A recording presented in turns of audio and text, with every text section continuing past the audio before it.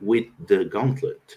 The Gauntlet is a community focused on indie role playing games, and today we are playing the Antiquity Iron Bronze Age take on Frasier Simons' The Veils book. Uh, this is a gauntlet game, so the open table policy applies. So if any moment you need to leave the table, just feel free to do so. And also the gauntlet inclusivity policy. As for safety tools, we are playing with lines and veils, which should be treated as a living document. We have the lines, the things that we should, under no circumstances, be part of the game, and the veils, things that after they happen in the game, they should be happening off screen and after fade to black. So subjects where we don't linger on. Then we have the X card. So whenever you use the X card, just signal on the roll for your party or on the video or the chat somehow. And once you activate the X card, just say the thing that you want X carded, and it will be removed from the game, and we'll continue from that.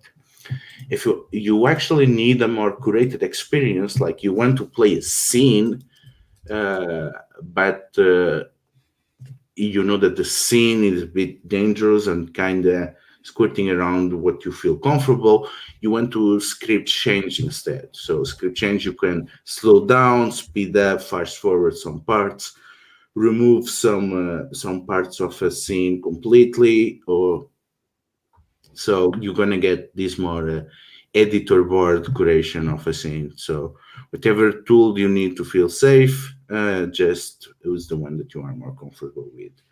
Your safety is the priority here. And before we start with our characters, with our session, we're gonna do quick round of introduction. We're gonna do on the order of the character keeper, and then we're gonna do our start of sessions moves and find out how life is doing in the city. So let's start. First will be our architect. So Marco, go ahead and introduce us to Gripper.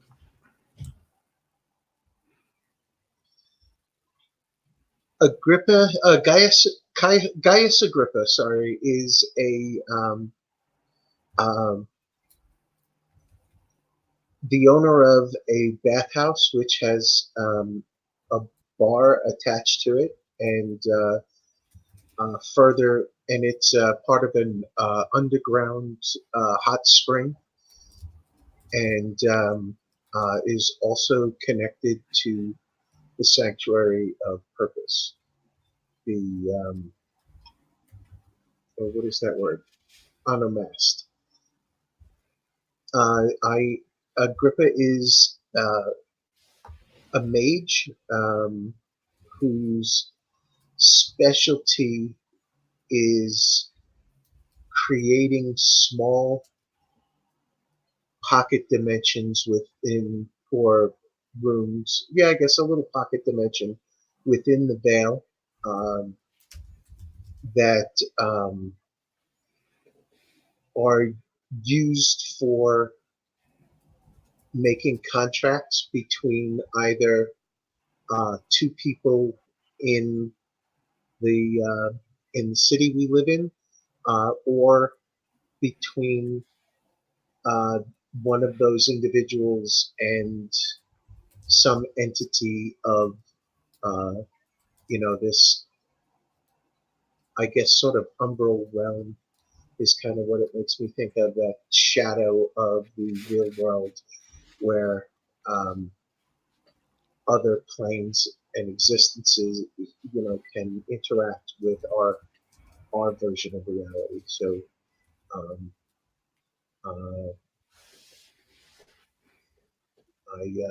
I provide magical services for hire, basically, but I do it from the comfort of my bathhouse. I don't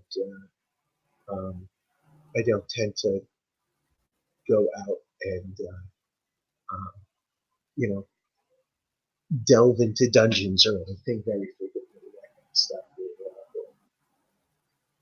homebody. Okay, thanks. Next, we have our empath. So, Maria, introduce us to Ligaya. All right, so Ligaya is our empath. She is the front of the store face for Gaius Agrippa's bathhouse / tavern. She is kind of the main person behind the bar, making sure that people are being served, and also kind of the connection to Gaius Agrippa's contract watching service. She is sensitive to people's emotions and can see the like emotional residue that they leave in the world. She believes that people are ruled by their emotions, and she should help people navigate those emotions, which is good because if she's handing out drinks or whatnot, people tend to tell her things. But she also feels like her job is to receive emotional problems and not to create them for others. And she does this work in pursuit of making sure that humanity is the best it can be, or to help others when she can. Let's see. Oh no, I forgot what I was saying. I think that's basically the Gaia, what she does, senses emotions and tries to help control them, perhaps magically if need be, or through the veil if need be. The flow is the correct term, I think. Okay, next we have our, how to spell it, the onomastic. So, Pearl, why don't you introduce us to Purpose? Yes. I forget if we were doing names first. I'm Pearl, she, her pronouns. I am playing the onomastic, who is the last surviving member of an ancient order that has been sort of ruthlessly hunted down and demolished by the iconoclasts, who are hunting her as well, because it would be handy to wipe out the very last and then not have to worry about any of them. But she is determined to preserve the wisdom of her order and spread it one day through the land. Recreate the order, really, if she can. And in the meantime, to hide from the creepy iconoclasts, which are weird shadow beings that talk in your head. So she has a book that she's trying to decipher that should help her, she thinks, in her quest to restore the order, and also a sanctuary, which is the last, I guess, would have been the last stronghold of her people. Didn't really work, obviously, since they're all dead. But she has relatively soul access. It seems like we may have another person or thing that's allowed inside. But as far as like the iconoclast can't get in there, that sort of thing. And it contains a lot of wisdom, some of which she can understand, some of which she can't, like about how humans were before the iconoclasts and the veil and all of it became so central to life. Perhaps a more self-sufficient way of being and connection to the earth that was not so veil-y. It also has an unknown and mysterious labyrinth with interconnected tunnels, which has turned out to be very creepy so far. And the ghosts / phantoms of all of her dead compatriots, which isn't creepy at all.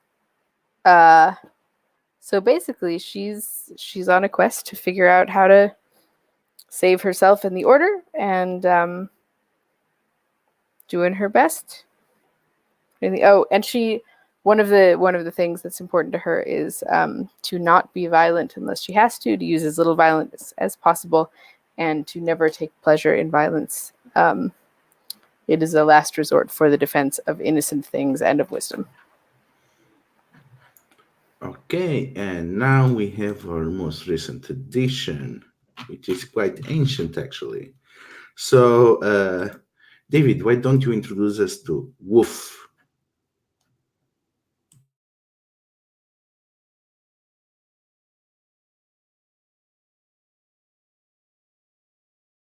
David, you're muted.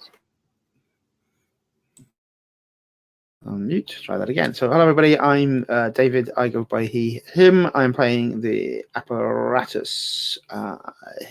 Their name is Woof, and Woof is a large bronze and metal, not at all human-looking piece of apparatus, floating metals that shift in form and favor, mostly silent, and carries its emotions very heavily in its glowing internal fires.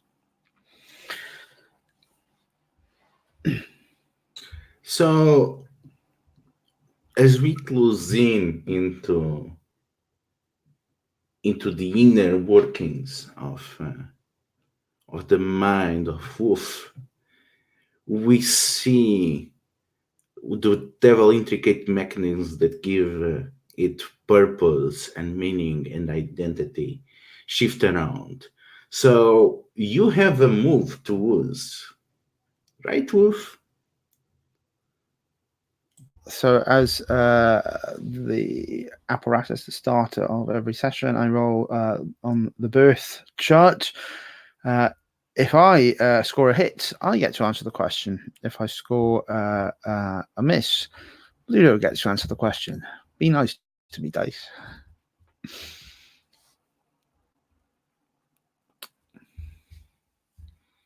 Mm-mm-mm.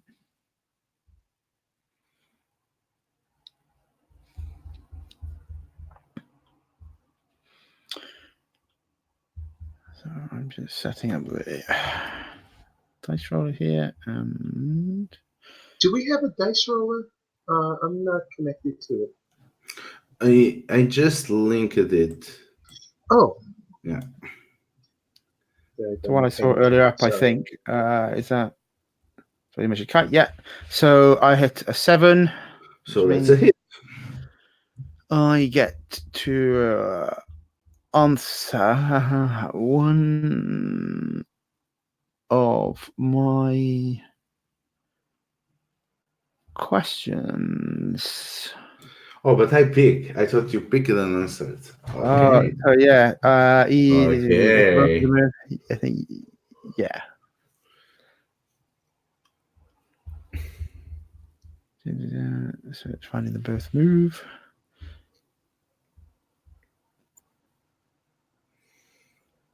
There you go. Oh, I'm looking at the wrong sheet. That'll be the reason. Why? So on a 7, where is it? I can't find it. Looking. The bonus says you're going to roll 2d6 without adding a state. If you get a hit, the MC will ask you a question, answer it. If it's a miss, you ask the question, the MC answer it. So you get to choose from the list, Ludo, and I get to answer it. Okay, I made my choice. Is there anything else out there like me? Yes.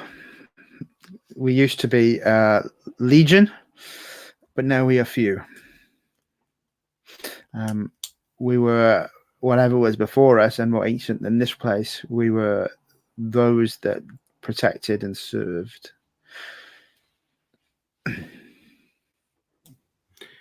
So where are you now as you are thinking about the company of others, and what is your, how do you look people look at you as you are on this meditation? I think it triggers a sitting silently in the corner of the guy's bar, surrounded by people, and remembers not being alone, remembers actually being instead surrounded by comrades with purpose, where we were literally Legion. We would guard the temples, the streets, we would go to war. But now Worth is alone, even in a crowd. So your meditative silence is interrupted by the gurgling of bronze tubes on the walls, and you came to associate those partners. That was usually something that happened when Gaius Agrippa had clients that came for him for his service as a deal breaker. So, how much do you understand, and how do you feel about the business that Ligaia and Agrippa rules do perform? Sorry. So, one of my beliefs is I must serve. Those I serve are worth more than me. So what I feel, what Waff feels, is irrelevant. This is internally, he feels that they feel this is beneath them, and this is sordid and wrong, and how far things have fallen. But I will open the door and see them through. We get to the other side of the door, and we focus on Ligaia, which has just made a terrible realization that that one of the clients is very dangerous because they have a clear intention of distraction in their mind that is only dwarfed by the terrifying dread that they feel. And the other one is a completely void of emotions, just walking around. How do they feel about that? And how do they communicate their feeling to Agrippa? I think, that's a horrifying realization that the guy has just made, that there's this person that she can't see in the veil because they don't have any emotion at all, which even Wolf has emotions, and Wolf's an automaton. So I don't know if there's a way I can communicate with Gaius Agrippa, but can I follow the two dangerous people as they start going to the bath house? Yeah, you can escort them yourself. Right. So, do you have a fitting move from your playbook that might give you more information on this, or you're gonna pierce the veil?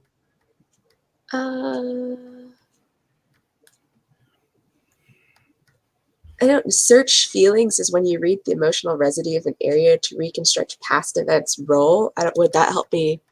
You got the 10 plus on that.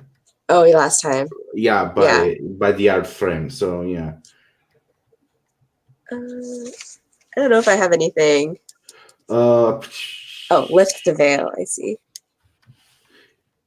Either lift the veil or probe. Actually, there is a good case for either of them. So pick one of those based on the options of the outcomes, which we'll think will be in most of the best interest of Ligaia. I think she's gonna lift. I'm gonna try to lift the veil. I kind of lost it on the description. How does you feel? I think she's like a little scared. Like she just let them go through because the old man had like the right words, and she's like, yes, this is another one of Gaius Agrippa's deals. And then as they're walking by, she's like, oh, I should have checked beforehand. So on the wheel of emotions, afraid is it just scared? Yeah, scared. So you're gonna roll plus scared. All right, which is a 1 for me. Apparently, being scared helps me.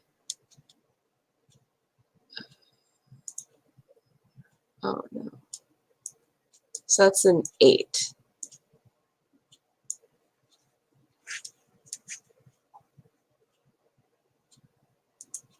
I did that correctly.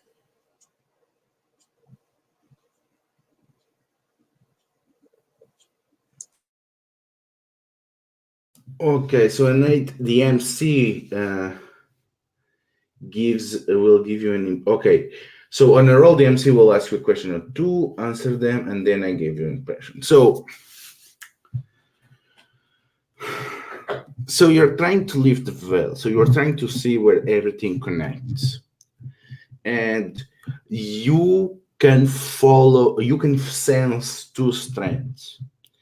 You can sense a strand of nothingness that comes from the old woman, and you can get this strand of rage, and that seems to be linked to some distant point, and there seems to be some mixed within that has been completely swallowed by fear and the intent and destructive intent, this sense of devotion to something. So you have these two strands. So which one will you follow when you pierce the veil? I think the nothingness one, because that's concerning and strange. So I have a question to ask you. When Ligaya sees a shadow, does she focus on the shadow, or she goes looking for the light source that might be creating it?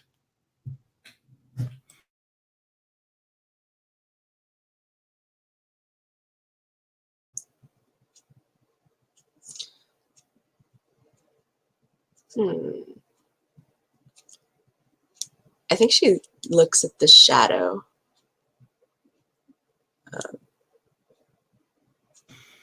Yeah.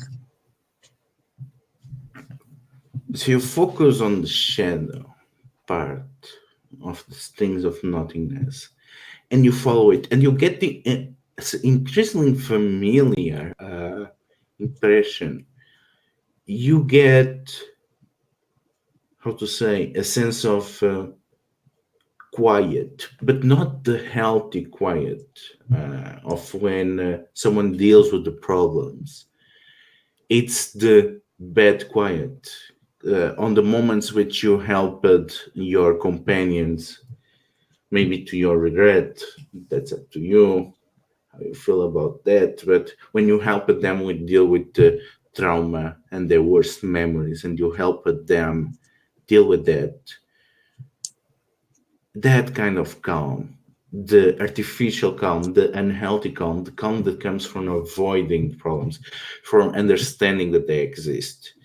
And you get a shiver down your spine because you feel that just like you did that to people, you get the feeling, the impression that whatever this is, you cannot even think of it as a person, it is in that for the entire world.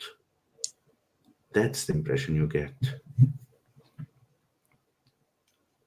That is even more scary and also concerning. Extra concerning. Yeah, speaking of that, Mark a spike on scared. So after that, how do we introduce them to Gaius?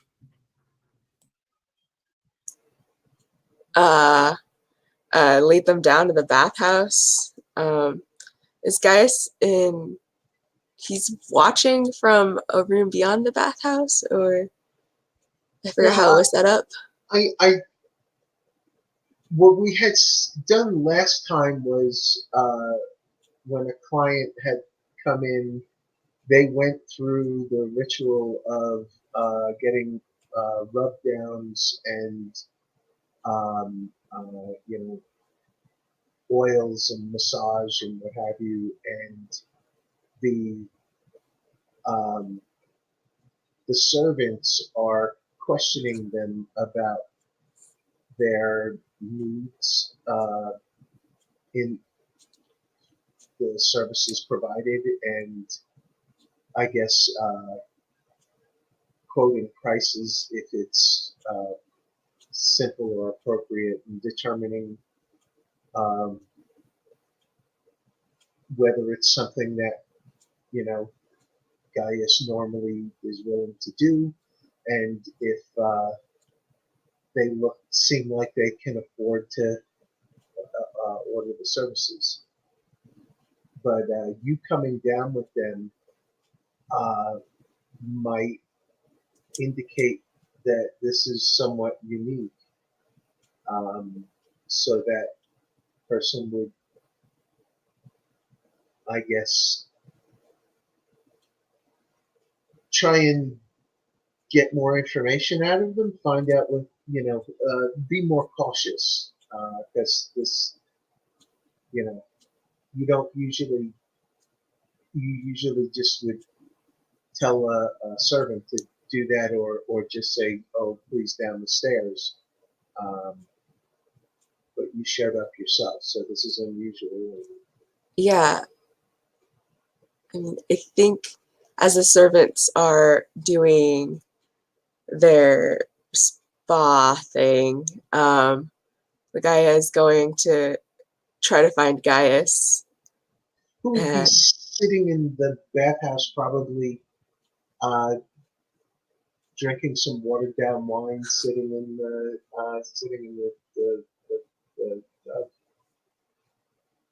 pool. And welcome, Lagaya. Come, have a drink. What can I do for you? the guy will move forward and not take the drink. And I think she goes, I have a concern. Oh, Your new clients, or your potential clients, they feel wrong. wrong. Dangerous? Maybe. One of them seems afraid, dreading things. One of them's a mix, and the other one What do you mean a shouldn't. mix? Anger, fear, dread, anger, a lot of anger and fear. It was too strong to parse out. Okay. Anger and fear together are a really volatile combination. Yes. Maybe we should. And what did you say of the other one before I? The other one just shouldn't be. The other one feels empty. Empty. That can't Like, be good. no. Maybe we could get Wolf to stand in the grotto as a defense in case they turn out to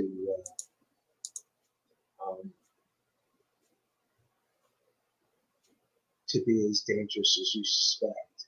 Will you still do the contract? See what they need, or? Yeah. They if they're not, I mean, if they're here to hurt me, I certainly don't want to. But if they're just extremely unpleasant individuals,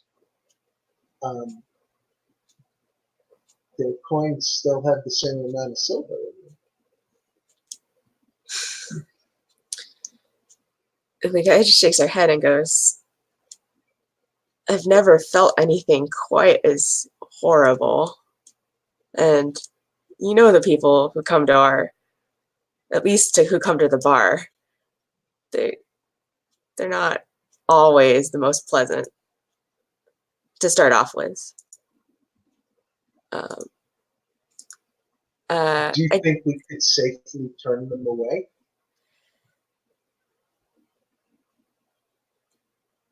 I don't know. I should go get Woof. They seem like they would probably be good to have. I agree, and I guess it would be good for purpose to know that there's something dangerous not very far from her home.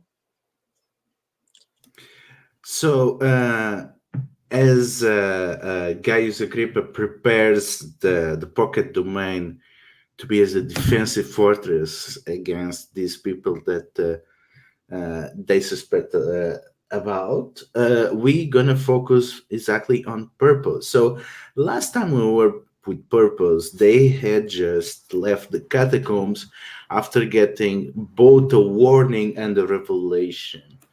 A revelation that there is some kind of pocket shadow dimension that connects to the catacombs, and the warning that they are already here.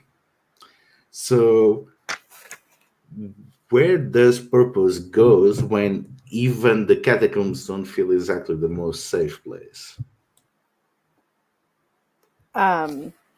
Well, so the rest of the sanctuary, which is above ground, would that be like, could I wall off or close the door? Okay.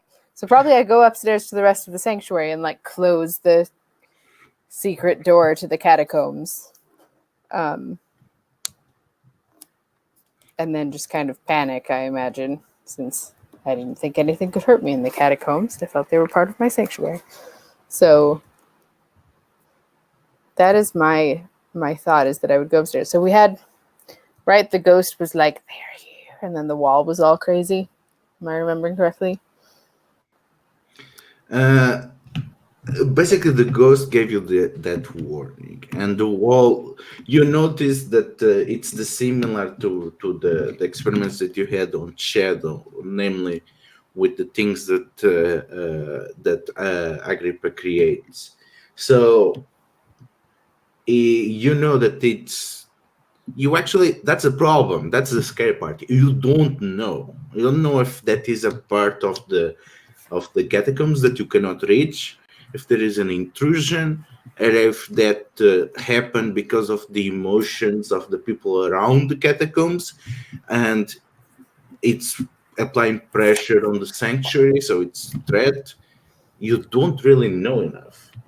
And actually, why don't you do an analyze to get to go around the sanctuary and get a more measured study of the situation? So you Okay. said that you felt vulnerable. Was that it? Yeah, I think I had previously felt like the catacombs, while creepy, were relatively invulnerable to outside forces. So for a ghost to tell me that they're here is not reassuring. So on the wheel, vulnerable. I won't say that's either scared or sad. Probably scared. Okay. I mean, it is sad, the idea that someone could get into the catacombs, but in the moment, I think scared makes more sense. Okay, so go ahead with scared and mark a spike on scared. Okay. Where's my name? Purpose. So you're doing an analyze. So I rolled 2 d6s because that's what I assume we're rolling. You don't, yeah, to the sixes and scared. So I got 12. Okay, Also. so you can ask 3 questions. So from the list. Do we have a basic rules sheet, or is it just in Yeah. Reference sheet on the. I had the drive folder open and have lost it somehow. Oh wait, I found no. Yeah, I it's on haven't. the playbook sheet. You have a move reference on page 27. Bother. I swear I had that open a minute ago. Can you just tell me what the questions are while I re-find it and open it? Where is my best way out, way in, way past?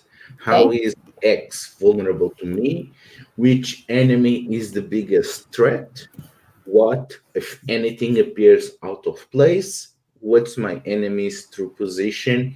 Is this going to get worse before it gets better? Okay. I found the drive. Yay.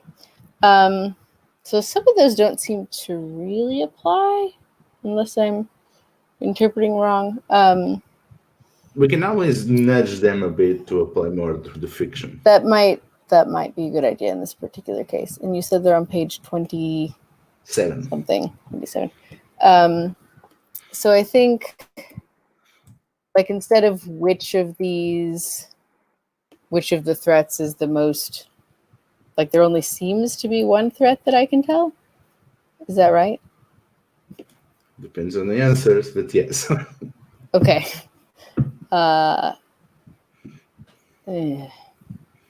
Why can't I ever just find a regular page of rules anywhere? Which rule book are they in? I now have the drive folder open, but I cannot. The Veil Playbook reference sheet, page 27. Veil Playbook reference sheet.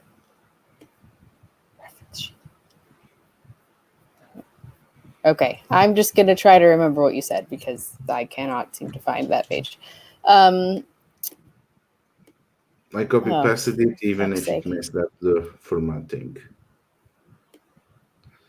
Yeah, by opening everything I'm finding in the drive, and they are none of them having page 27 being a like rules thing, unless I'm just being stupid, which is likely because I'm tired. Come on, view this playbook thing. Aha, maybe. No. Moves. Aha, okay. No. Nope, I give up. Okay, so in that case, since I can't figure it out. Just check the chat. Check the what? Chat. Chat. Okay. Thank you. Okay, so I'm going to ask 3 of these. I already know what seems out of place, right? It's the thing, the wall thing. There can be other things. But your call. Well, I get 3. So, what's my enemy's true position? And I mean that literally physically in this particular case, since we already know what the iconoclasts want. So after you calm down a bit, your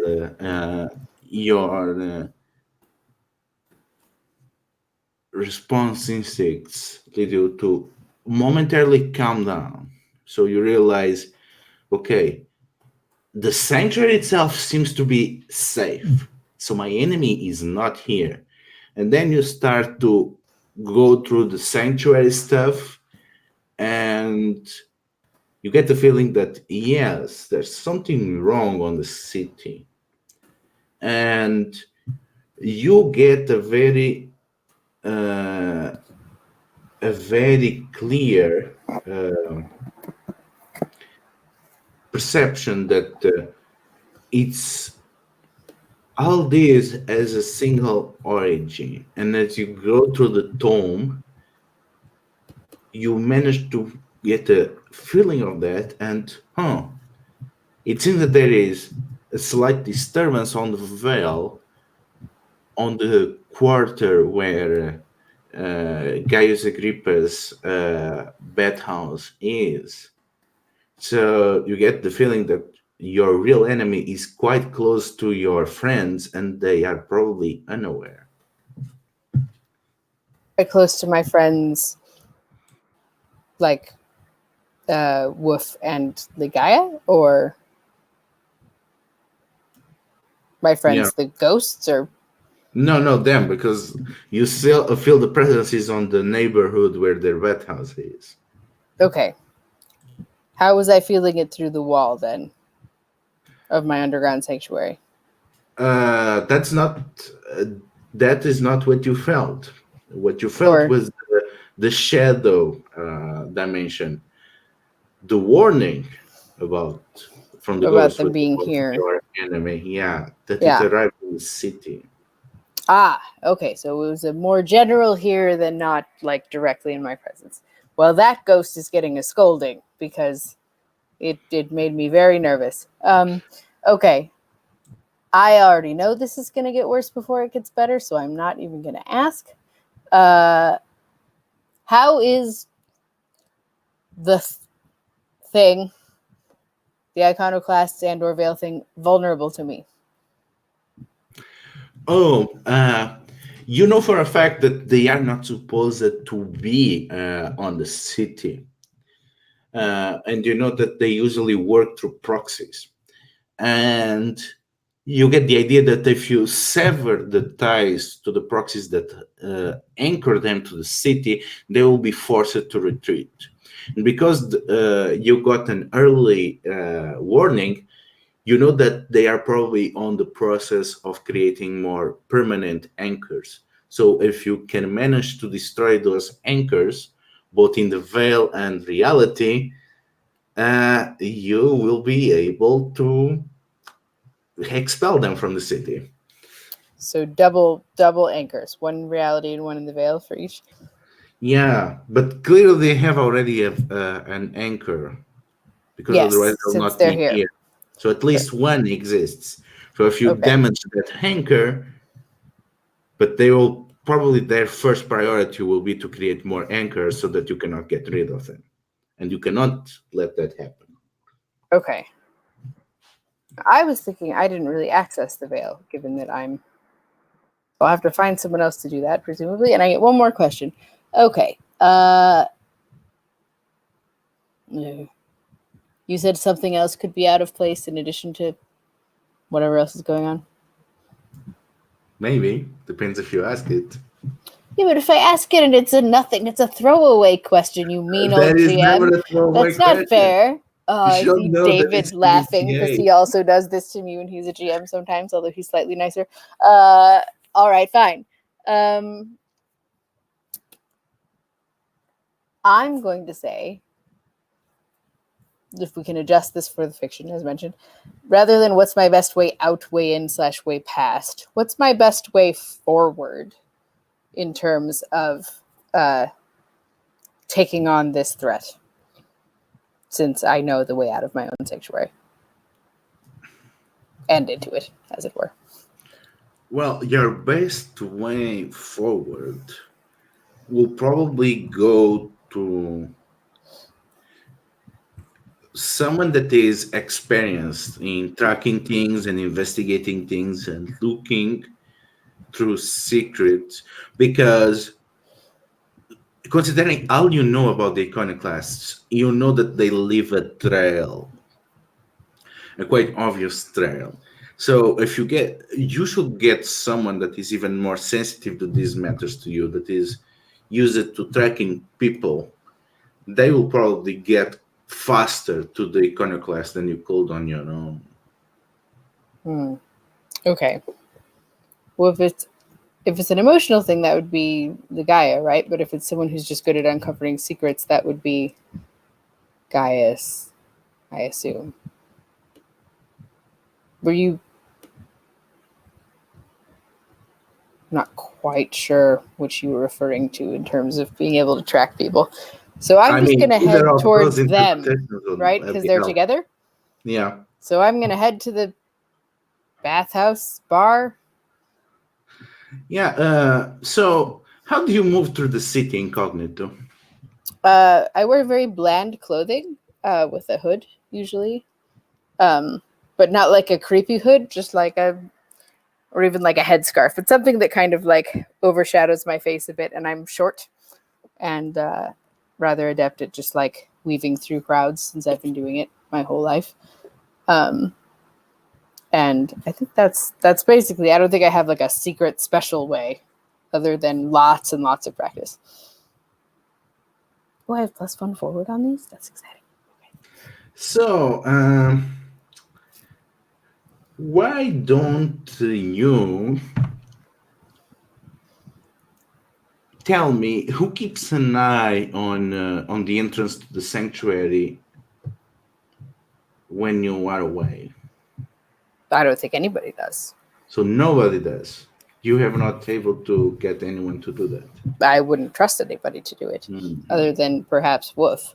But I was under the impression from the playbooks and such that it was rather invulnerable to everyone else, so I've kind of been acting under that. If it's not, then I need to think of someone really quickly. No, it is invulnerable. Okay. But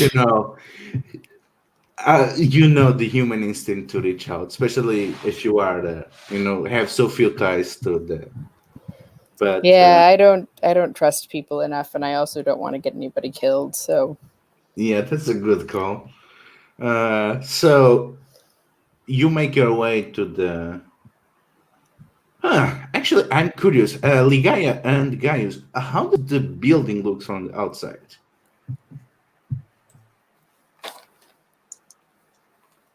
I'll leave that for Gaius to answer. It is his building.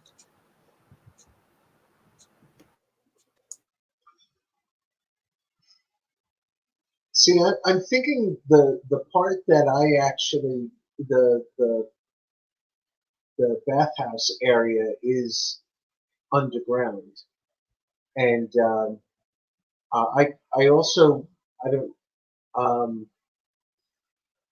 but I don't know if you think of the bar as the building on top, and people go from there down into the hot spring area. So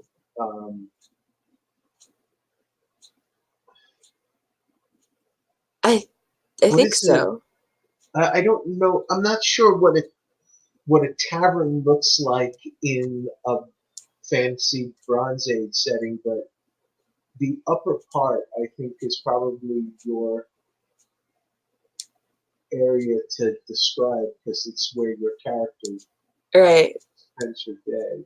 I mean, I think it probably harkens to the idea of in the bathhouse you have all those like statues around it, so almost temple-like. So maybe our tavern is in like an old temple from before the world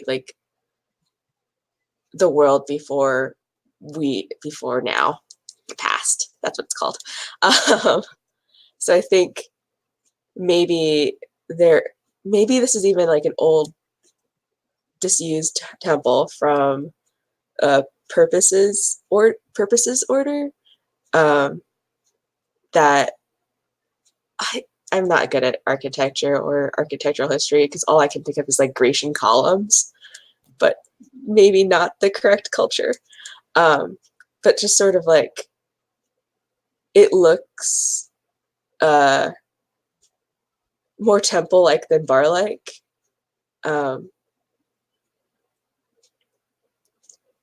Yeah, so columns. We will have columns outside this bar. So I guess you probably are repurposing the columns, to have kind of a sitting space where patrons are outside. So making the relatively smaller and cluttered inside less appeasing, which is good because then that means that the people that are inside the bar proper, they are probably there for business, which is kind of what you want. So the So outside's like a beer garden, like yeah, probably, vineyards on the sides and then going around so you have some shade. I think there are vines going up the columns. We'll go with that. Yeah, so you see that, and you see that it's a pretty busy day. It's a warm day. People have finished with their work for the day in the morning, so a lot of people are spending their leisure time there, and nobody seems to be paying much attention to you. Everyone lost in their private chats.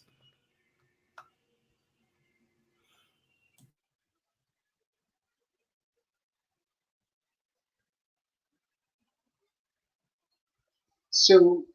How far away are havens from each other? If our first thought was maybe we should get Wolf over here, um, is Wolf living at Purpose's sanctuary, or somewhere else. I thought Wolf was living as a statue on your bathhouse. Unless Okay. someone, Oh, okay. unless someone remembers to take him home of an evening, he'll stay where he is.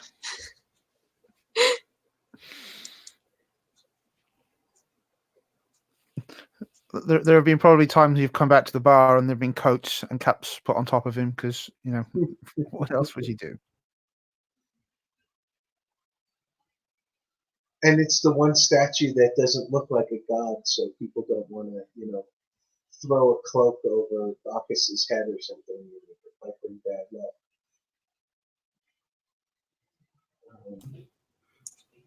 I sort of was imagining that Gaia lived at the bar bathhouse in like a back room somewhere. So even if she did try to take Wolf home, it would still be the same place. Is there some way that I can use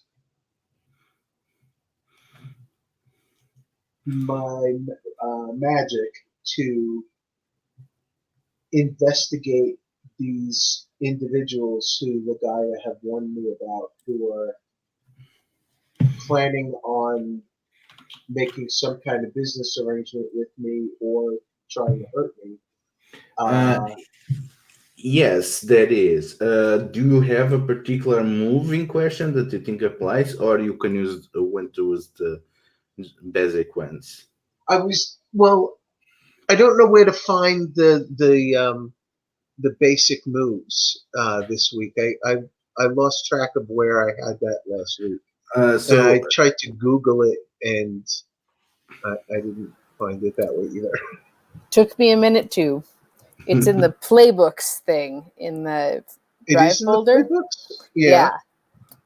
Page 27 or whatever it is. Even though it's not a playbook list, it's a moves list. It's in the playbooks file. This is what threw me off as well.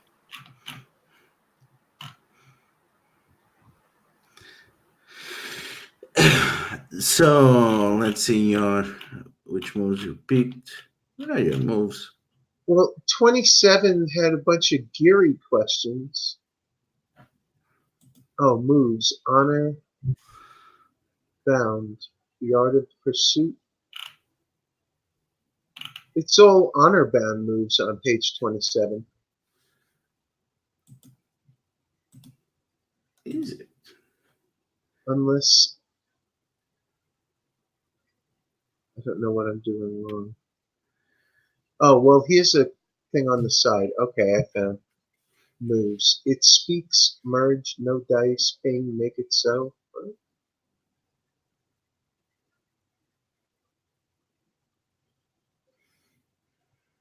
I don't know what. Oh,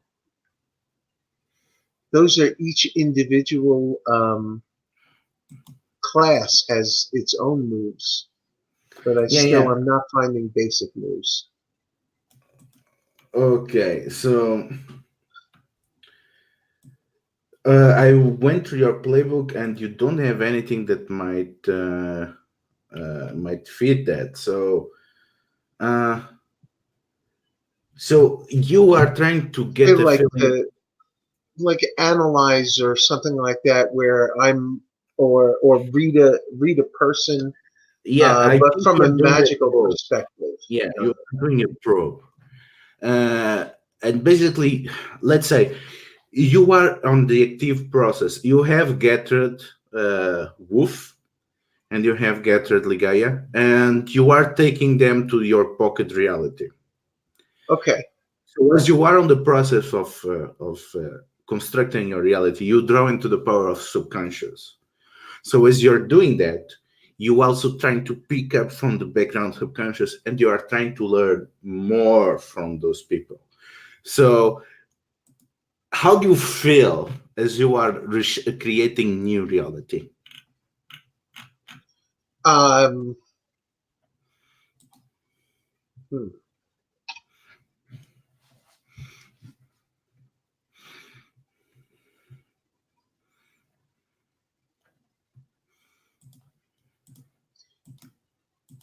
Actually, right now I am in the center of my power. I am in my own space, my home, my castle, and Yeah, uh, drawing on your and basic. I am drawing on the power of the veil and using my magic. Uh, so um, So you're gonna roll pro powerful, and you're gonna mark a spike on pro on powerful. I mean, so it's going to be +2. so what does that mean when I put a spike on powerful? So you have these 5 boxes next to each attribute. So you put a mark there. Okay, I was just saying what does it mean when I do that? In terms of fiction, is that you're drawing on that emotion, you're embracing that emotion, so you are becoming more comfortable with feeling powerful, and you kind of start to want to keep feeling powerful. Well, yeah, I mean, I'm kind of addicted to magic and my getting to use it. So yeah, and so through that power, I'm going to probe the auras and try and gain some magical insight to these individuals. Yeah, Um, so do you roll? What do you roll? 2d6. 2d6, and then you add your powerful, which will be +2.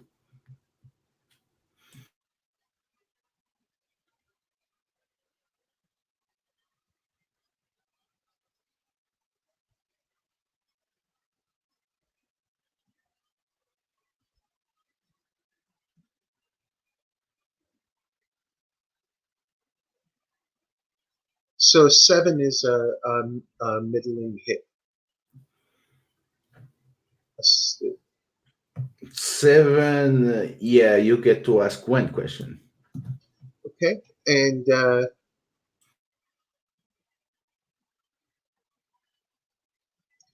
is it the same questions that Purpose asked had to choose from, or was that a different? She did analyze. Yeah, she So did what are the analyze. questions for probe? So There we go. uh, you got to ask when the interaction ends. The whole why is that a question? Uh, are you telling the truth? What are you really feeling? What do you intend to do? What you wish I will do? How could I get you to blank? So what do you intend to do is what I want to find out about these individuals. I think the way that looks is I cast a spell drawing on the mana that comes from the veil, and I pour it into a statue of one of the goddesses, and Minerva, and will be asking her, who uh, are these, these threats to my sanctuary, who and um, your chapel, uh, uh, what do they intend? Like So you get the feeling from the middle-aged man that he wants to make this contract with this woman and never see her again. And you get from this woman, you get the feeling that her intent here is to give you a lot of money, like a lot of money. Her intent here is to pay you a lot of money. Not that to get what she wants, she has to pay you money. No, her intent is giving you the money.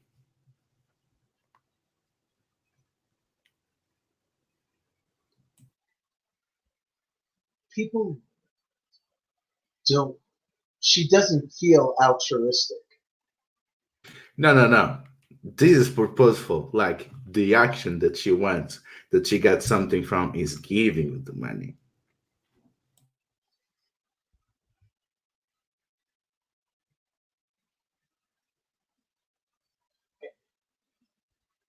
but this doesn't seem like it's.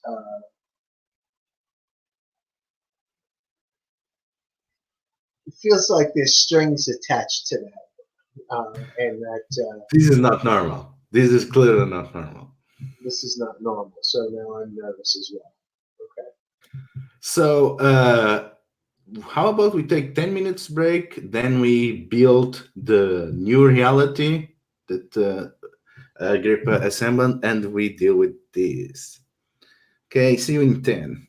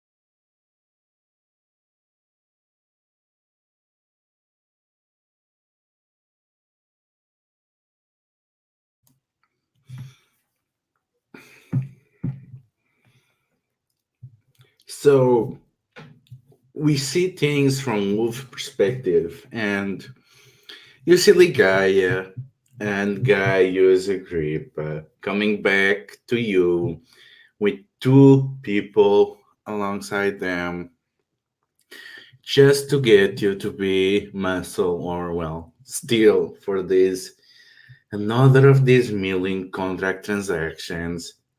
But there's something off. So, Wolf, what tells you that this is not a normal situation? This is not a routine.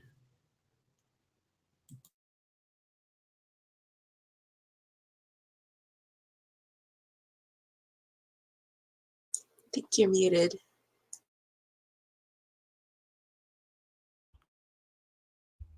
These two people are the ones that Gaia couldn't detect anything from. Is that correct? The old woman, the guy could not detect anything from. Well, that's, I think, the oddity that is about them. They don't feel like they're connected to the network like everybody else. So I'm going to look at that oddity, and I'm going to use. I think I'm going to use the Abyss Stares Back, because I have not seen anything like this before. So how do you feel? How do I feel? I think I feel scared. They're not right. Things like this, disconnected, something deep in its memory says that these are not good things. Yeah, it speaks to your core for some reason, especially when you think about the others that choose it to be like you. So, gonna roll plus scared and mark a spike. So I'm going to roll plus scared. Yeah. So that's a 0, and I'm going to mark a spiked. Yeah. But so my roll is 4. It's a 7. So on a 7 for You get 1 humanity. I'm looking at the wrong bit here. I get 1 humanity. You say? I'm going to go that to that in a second. When you search the vast accumulated knowledge of the Veil or intercepting you to understand it and humanity and your place in it, roll. So I generate 1 humanity and I choose it. 1 for 1 on the following. What I'm going to do is I'm going to use take the option for the rise move, recognizing these and deep in my memory that there's something odd here. I'm going to hold advantage. I'm taking advantage of them, I think. Or shall I? Okay, so you do an advantage and you can do a follow-up move with advantage. Yeah, so I'm going to take the advantage and I'm going to now follow up with an analyze. So I'm going to roll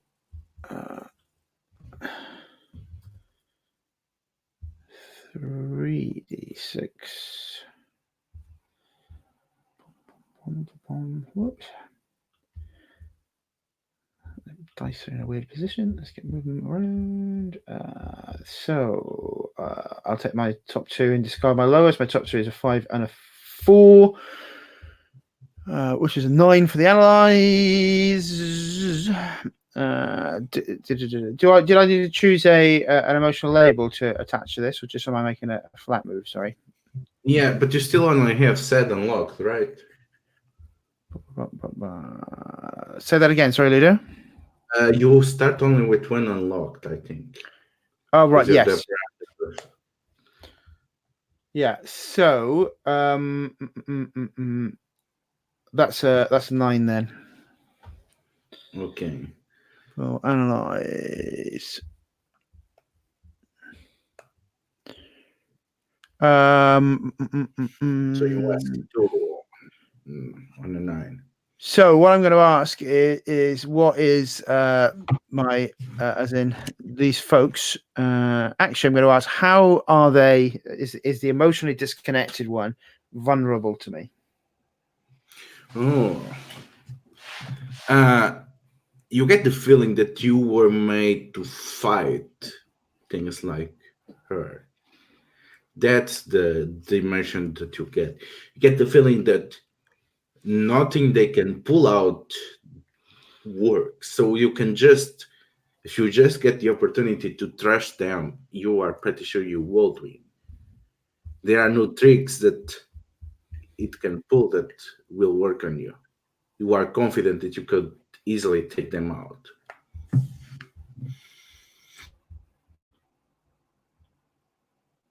Okay, then I am fine with that. But just positions in itself in such a way that if he's given a signal or if they were to act oddly, then it would move. Possibly some of the metal around it unflips and moves slightly, and it just metal's always shifting around, but there are slightly sharper edges on its form than there were a few seconds ago.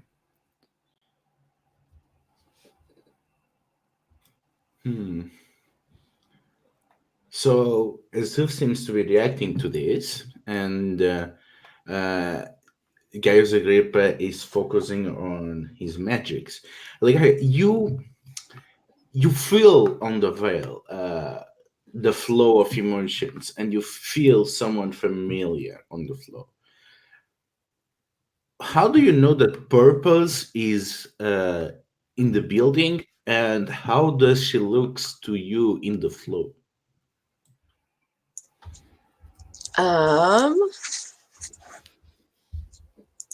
I think I recognize the kind of like her background emotions from our heart to heart that last time. So I think I have like, I think with each person there's like kind of like the jumble of emotion that they are, and then there's like 1 or 2 things that are like the prominent thing that they're feeling in the moment. But I think that like the overall mesh of emotions feels like purpose. Kind of like the constantly on the watch feeling, and then the sense of trying to protect something. And I think that what I sense right now is maybe some of that fear, potentially. I don't know if that's what Purpose is currently feeling, but I think maybe I sense some of the residue of the fear from the incursion in the sanctuary. So I think that if she enters, are we currently in the like the bar part? Because we went up. No, you are in Deep Grotto, the sanctuary Okay. where Agrippa does his magics. Okay. All right. So I'm assuming she's going to be coming from upstairs.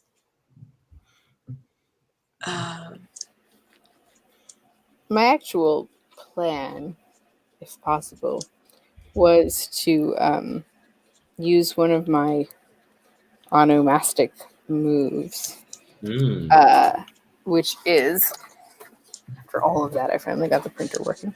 Only took 2,000 years. That the true name one, where I can communicate with someone without regard for distance or barriers. And I would like to try to communicate with Ligaya without actually going all the way in. You have 2 components with her, right? Yes. Okay, so you're going to roll the true name +2. Yes. So.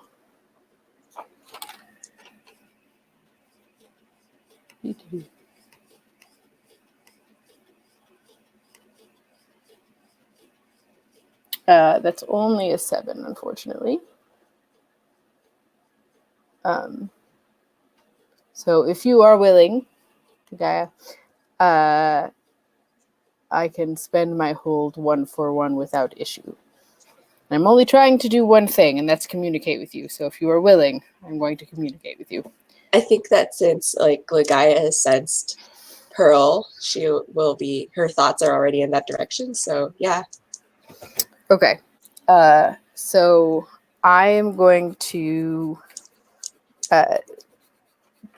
basically, I don't know how this works exactly, but try to communicate to you that like I am nearby and I have gotten a warning, and that I think there are unsafe people in the building, and I think Ligaya from our heart to heart knows how particularly unsafe they would be for me, so that I am here and like could come in, but probably won't until I get the okay, and that I think she should be on the alert, and if she has anything she can communicate back to me, that would be helpful. I can communicate back. Is it verbal or is it like... It's in our minds, I think. Okay. I mean, I think I communicate back that, oh, you sent something bad? Well, I think I know what that bad thing is. And I let her know that we are currently attempting, or Gaius is currently attempting to set up his shadow domain meeting place in the presence of an empty void and an empty void and a very angry and fearful person who wants to not see the empty void. So, no idea how I would interpret that in terms of the iconoclast, because I don't really understand enough about them. Ludo, would that be recognizable? Would either of those things sound recognizable as iconoclast to me? I would say recognizable enough, especially because you know that they should be around here. And what are the odds that there's some nothing thing on the same neighborhood where you have sensed it? So the nothing thing is the iconoclast, and the angry thing is something else. Yeah, about the angry thing, you have no idea. Okay. I'm going to communicate. Do I know that Woof is there? Yeah. I'm going to ask if she can send Woof outside. Yeah, if there's a way to do this surreptitiously without the two beings. I don't know if Gaius's magic is sufficiently distracting or if they're enveloped in it. So I can just I'll tell Wolf that he should probably go. Yeah, that could be without issue. Okay. I mean, guys is literally overlapping reality. Yeah. So Yes. So I just say, Purpose is upstairs, and she's worried, and I'm worried. But I think we can take care of ourselves enough down here. She's a little bit more vulnerable than we are. The metalhead sort of turns, plates of metal shift as it looks at you as it's weighing things up. So what I've discovered, am I likely to leave?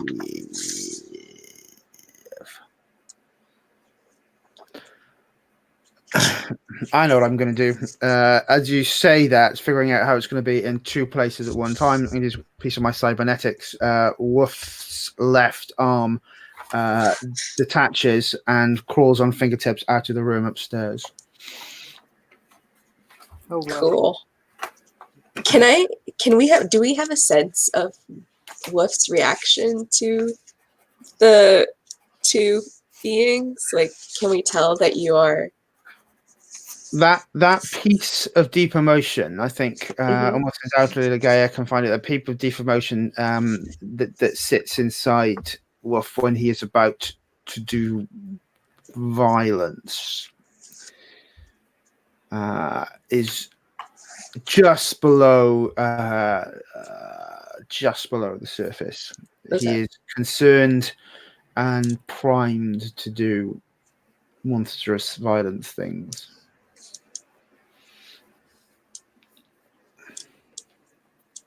But the arm will go upstairs, and so the arm is detachable.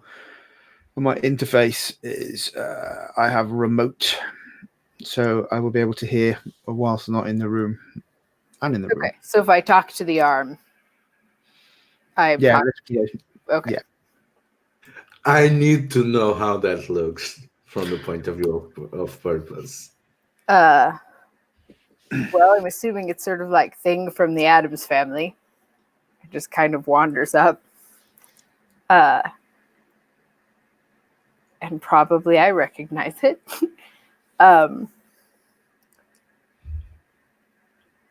Woof. I appreciate you sending your arm, but it is hard for me to communicate with you in a way that is reciprocal when I only have your arm. Then I will wait for the arm to do something. The arm is just sort of on its fingers, popping up and down, waiting for instruction.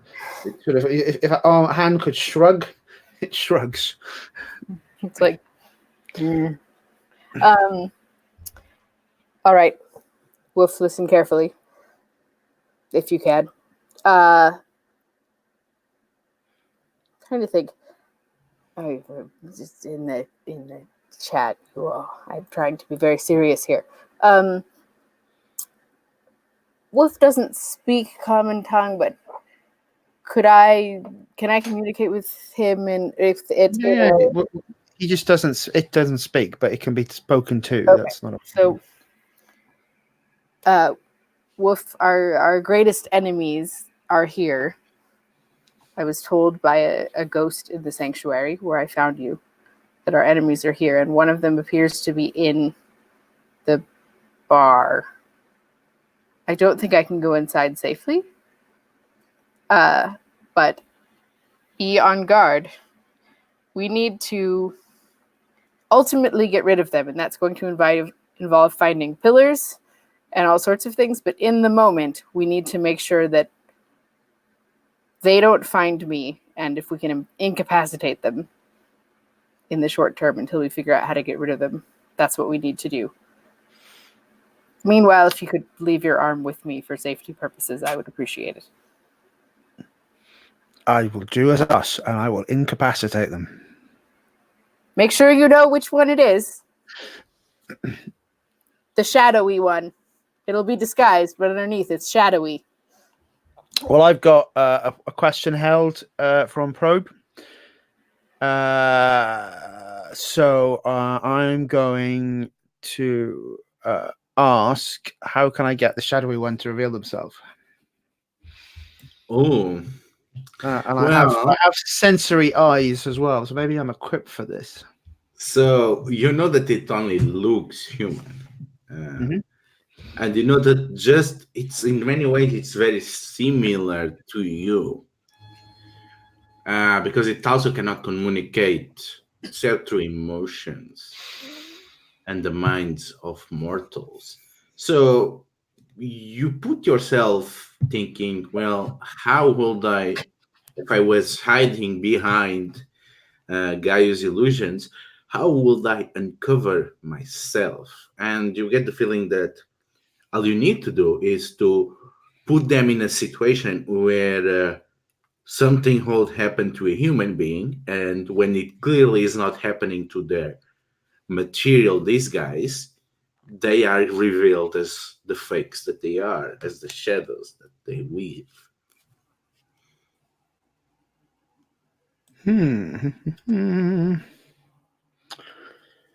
So the eyes on Wolf glow as I switch on the heads-up display and multi-spectrum aspect. Are either of them not resonating the same? One which look as human or not? Can I sense anything with them? Do I need to roll an area? No. You can get pretty easily. I mean, so we established pretty well that you are designing to hand them down. You're pretty sure the other is pathetically human. So one is a servant and the other is the bad guy. Mm-hmm. How far away from these two is Gaius? Are they close? Are they? What's the size of the shape of this room? I mean, assuming it's a bed, so I imagine Bed Grotto. Well, the room is about to change, but at this point, I think it's on an equal distance that it's discreet. It's not drawing attention, but at the same point, if they will do anything, Wolf could intercept them before they got to Ligaya and to Gaius. That's at least the fictional position that I have in mind, unless anyone wants to correct my assumption.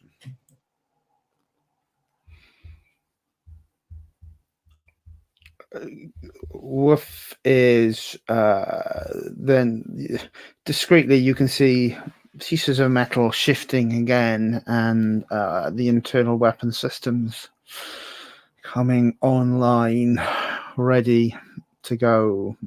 He will wait for Gaius to complete his summoning, I think, but then I might hit something very, very hard with floating fletchets. Yeah, so Gaius, tell us about this new world that you all created. So we are in now a temple on the top of a green, grassy mountain. The columns stretch up high into the air, but there is a deliberately open roof. It's not missing. It's basically a frame around the tops of the columns, and there is a huge statue of Eligable Sol Invictus, a sun god. And I presume that these two came in as clients, right? And they're here to make a contract with each other. Is that what I'm doing? So, and I say here, under the light of the face of the god of the sun, he will shine his light down on these proceedings and make sure that all is done in under the light of his gaze. And I flood this whole area with bright sunlight. I think what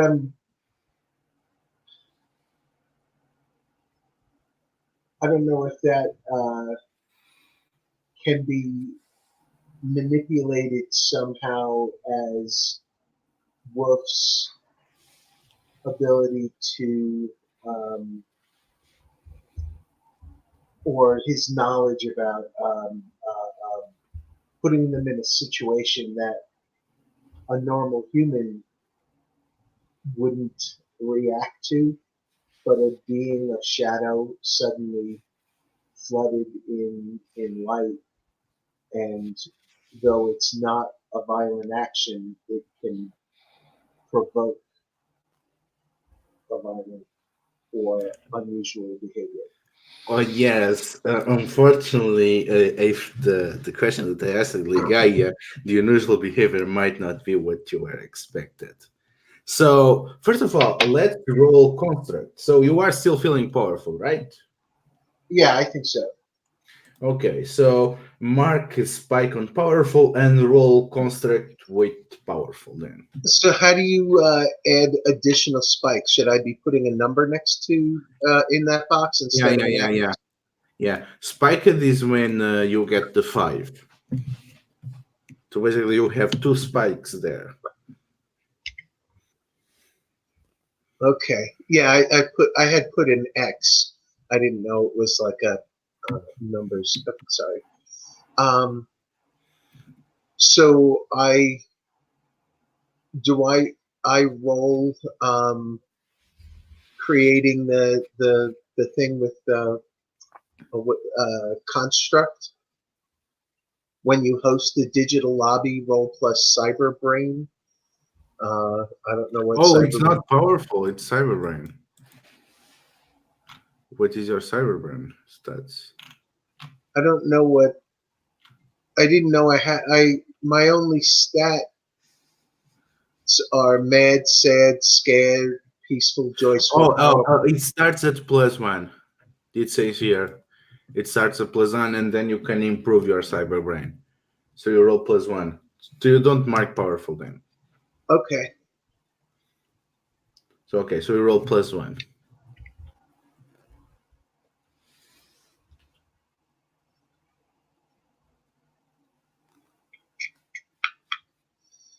So where it says D6 and then there's a P in parentheses. Oh, that's D6 with pips. So how do I do? Oh, modifier. There it is. All right. Sorry. I just wanted to actually make it, You can also Cool. select the dice and press reroll. Okay, so you got an 8. So you can choose one. So it will persist for a while without you actively maintaining it. It's highly detailed and expensive. It has no cap on its population, or its connection is secure for intruders. You pick one.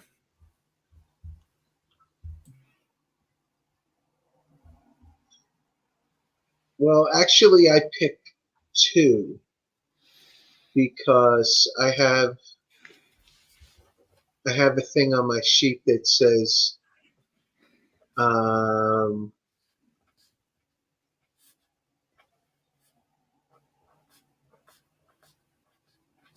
don't know. I have a thing that lets me get an extra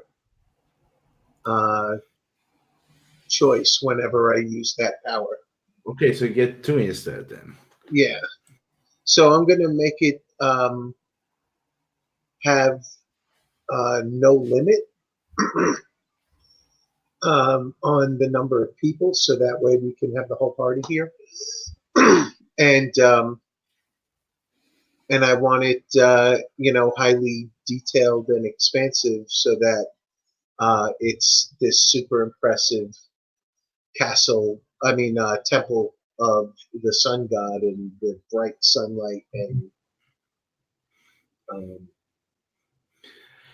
So the thing is that while everything here is allegedly controlled and created by Gaius, a lot of things are created by the subconscious side of Gaius. So why don't each of the other players tells us something on this realm that probably does not fit this impression of the Temple of Salgod.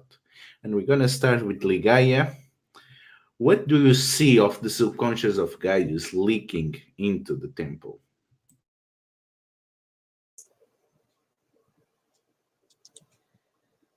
I think that since Ligaya knows that Gaius is sort of addicted to power, she sees that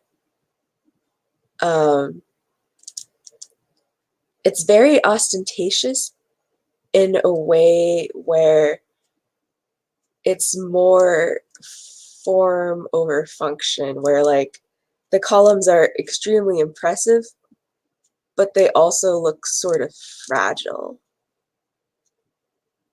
like made of porcelain or something that might break. And what does this is an interesting thing to ask from an automata? What does Hugh sees that reflects the subconscious of Gaius? The trees nearby, their shadows are not those of trees, they're of the they blow like they are leaves and branches, but they're actually the shadows of the temple statues and the gods that we would see in Gaius's normal place of power. And purpose. What detail of the subconscious of Gaius is made manifest against his intentions? And I assume I can see this from upstairs. I'm not This, actually in the. this is kind of out of character, but yeah, you can assume Okay. knowledge. Just checking. What do I see? Maybe that everything seems a bit more ornate than is necessary for that kind of setting. Just a little bit fancier. That makes sense. Yeah. So Gaius, where do people appear? Because this is very important for youth. Where is everyone positioned?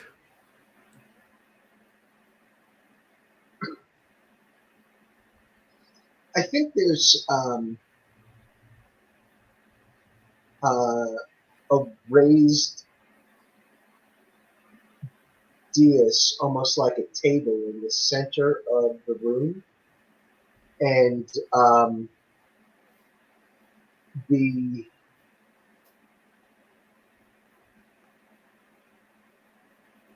I think maybe Wolf is actually disguised as the statue of the sun god, which is standing directly behind me, who is currently raising one arm over its head.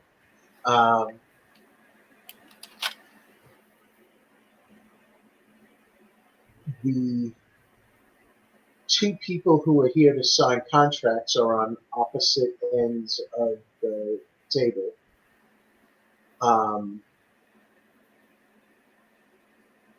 And I think Lagaya is hidden somehow in the background, right? You're not really part of the proceedings, but I brought you in here because I'm worried about these individuals. Yeah, I'm kind of standing at the foot of the god, but the head of the table.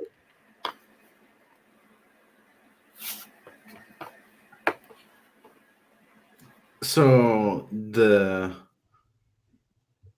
middle-aged man pulls out a heavy purse and puts it on the top of the table and says, "Here is 5 carats worth of silver. You're gonna get half now. You're gonna get the other half once the contract is done. And Wolf, that is when your weapons come online. So what do you do in this new world?"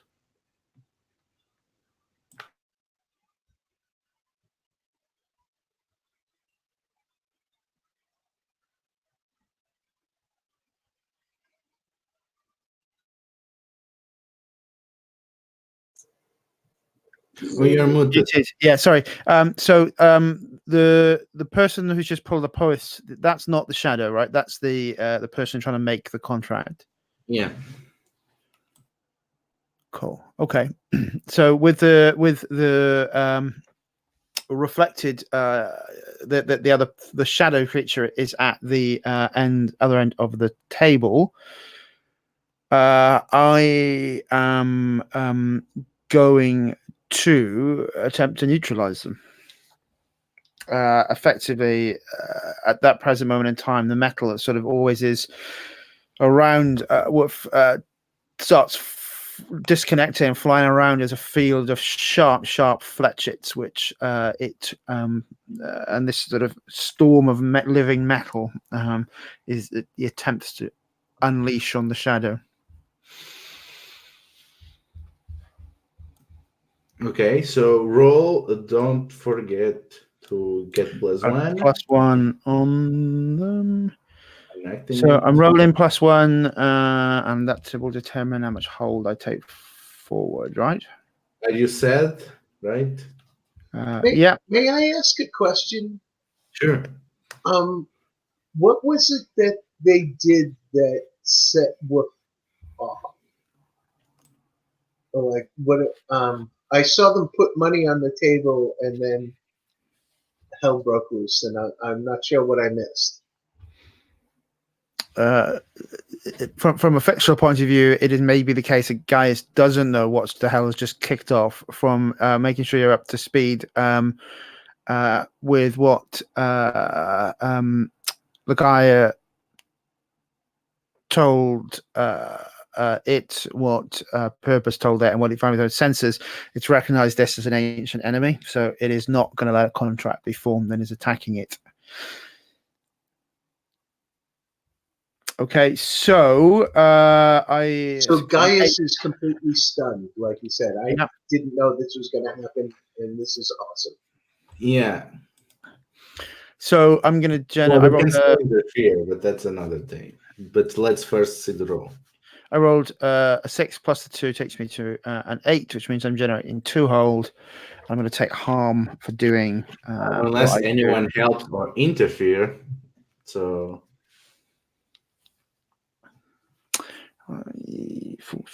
I don't think the help will hinder might will push me back down, but the help won't push me up to a full. Is anyone doing anything? I mean, I'm not in the room. Like fictionally, I think I probably have some components on. Like we never established it, but like I did put him back together or whatever. So I could ostensibly roll the true name on Woof, but I don't think it would give enough help. Only have someone interfering that you needed to counter. Yeah, I'm looking at. Let's move forward on the. Yeah, let's move forward. Yeah, on the 8. So that's 2 hold forward to me, but I do take a harm. So I'm going to spend it 1 for 1 to inflict harm. Is the first thing I do. That shards of metal close by, they are literally as a storm of metal. So with the inbuilt weapon that the automaton gets in total, I'm doing 4 harm messy. It is I've got fletchets and airburst ammo, so these things sort of explode into smaller and smaller shards as it gets closer. As literally Woof is over the table towards it, and it's just its eyes are glowing red, and there is a storm of sharp shards around it. So my first hold I'll spend on 4 harm, and I'm going to then spend my other one to force a change of location as I push this out of this newly forged reality back into the old one. Okay, so 2 questions. You said it's messy. Yeah. Right? So, second question. How far away from the 2 people signing the deal is Gaius? Close enough to be splattered in blood. Okay, so you do that. So you shred that, and you are struck with a massive psychic feedback as the mask of the old woman is just completely pulverized, and in her place it stands a shadow thing that it's weirdly enough that you somehow feel connected, and that feedback is hurting you. So you take 2 harm from that. and as you are pushed out of the fake reality, you can see the other man reaching for something. Marcus, Gaius, why don't you do me a risk? Also, Okay. how are you feeling? Because I don't think you're feeling very powerful right now. No. So risk, and yeah, I think I'm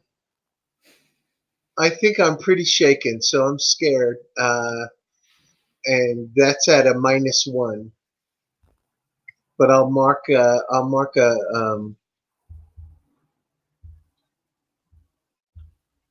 whatever you call it on that. How can I clear these?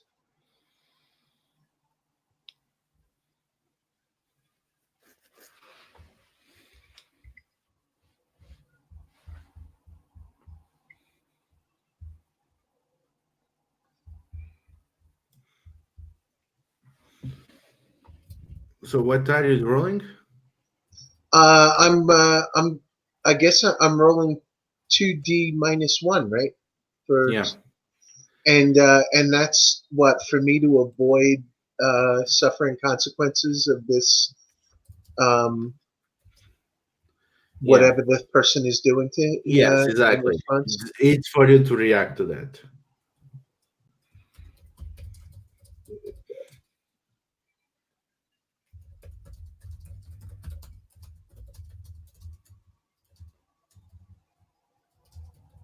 Wait a minute. I'm sorry. I just rolled D10s for some reason, or D8s rather. Let's try that again.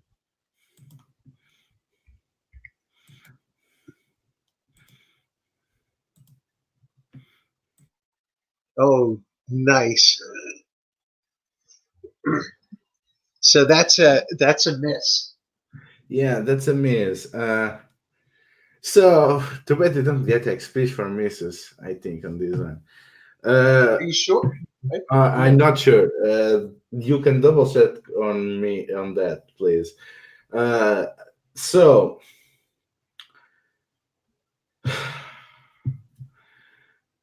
as you do that, the man points at you a poison crossbow and points to you. Is there any problem with my money? As it cleans some gore from his eyes. It is a simple contract. Can I probe the man's reaction? Like, can I roll probe on that Yeah. if I see this? Yeah. Oh, what am I feeling right now? Yeah, how are you feeling after someone just was vaporized into mists? Oh man. It. Okay, on the one hand, the scary empty person just got blown up, which is probably a good thing. But on the other hand, someone is holding a crossbow to Gaius. So I guess we'll go with scared, anxious, concerned. Okay, scared. That's a 1. Oh, that's 6. What happens if I fail a probe? Does anything bad happen? Yes. You are trying to get the feel from the what? Sorry. Just clarify something about your beliefs. So one of them is I need to keep my emotions under control, right? So you are not able to get your emotions under control.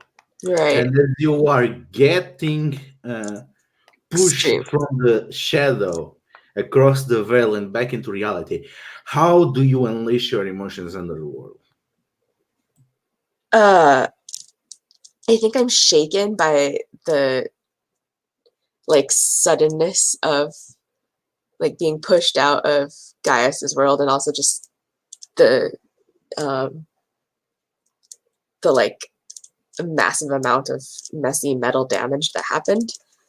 I don't know if there's a particular thing, like I think maybe the guy just like instinctively goes into a crouch, but I don't know what else she does. So you are rendered on an emotional feedback. Hmm. Okay.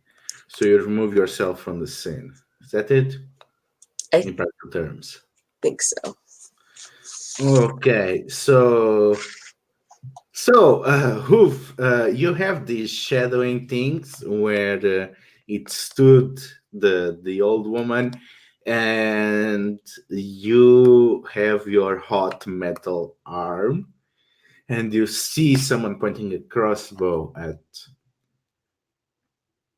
the Gaius. And I guess that's a conflict with your beliefs, right? You're muted. Oh, yes. Well, apparently was not No, I able. mean, oof. Oh, well, sorry. So is the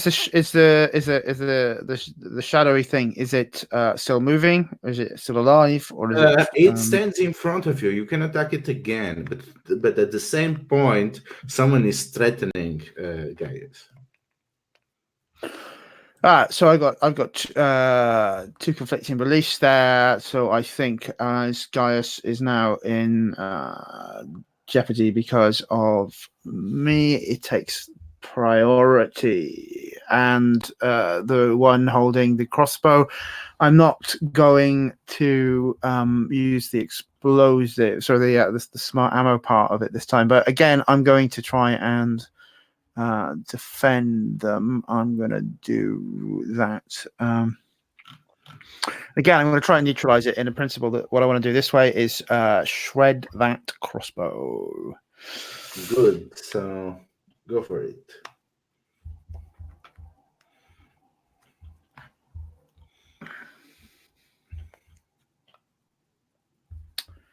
So that is a 5. I don't know how to do it. Do I still have the +1 forward? Is that gone now? It's a +1 Yes, for 1. you do. 6. I'm sad because I really want to smash the shadow thing, but the stupid meat bag has got itself into trouble. So that cuts as a 7. So I've got 2 hold. I'm going to take away an advantage, effectively. So that crossbow, now the shards of metal, the arm goes out, and they go straight through, cutting that crossbow to shreds, but leaving the wielder unharmed. Yeah. So basically, you eliminated the weapon that he had pressured against Gaius. But I am open to harm, presumably from the shadowy thing. Actually, instead of harm, what I'm gonna do Mm-hmm. is the creature approaches you, and you can hear it speaking in your mind. Mm-hmm. You don't know what I am, don't you? You don't know what you are.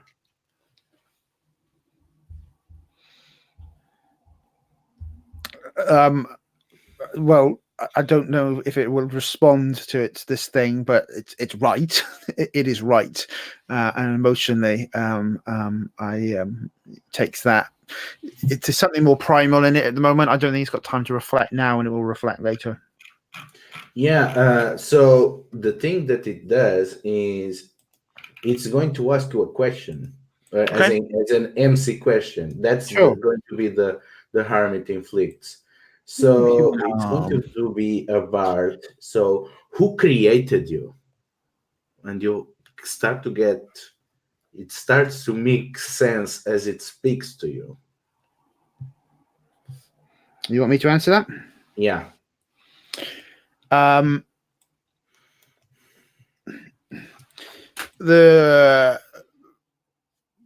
We see and hear a hammer smashing, and then you see a flash of flame inside, and it opens its eyes, or the light comes on for the first time, and the metal starts moving. Looking down on it would be if we were, well, you would recognize the face as the living face of one of the statues of the gods in Gaius's temple. So if there is like a Hephaestus or a an Athena type figure inside those god statues, that's the one bringing it to life. Whichever one you like, that's the one that's there. So whatever your I can't yeah, but it will be one of the, yeah, probably. In fact, let's say, yeah, we'll say sort of an Athena figure brings it to life. So you realize that you are a child of the gods. Yeah, ego much? Yeah, it's fine. Yeah, ego much. I think more of a weapon of the gods than a child, but. So, Gaius, you see the shadow thing standing there. You see the crossbow pointed at you, and then you see the crossbow completely obliterated to shreds, and the man seems unfazed. They say, "Well, is not enough money? 10 creds for a simple contract." What is that thing?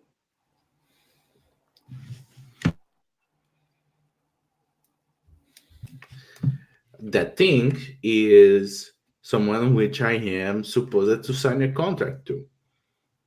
Are you not an architect of the shadow? Are you not familiar with contracts with the things beyond the veil? I thought that would be no problem. I look over at Wolf and I guess I start wiping the gore off my face, and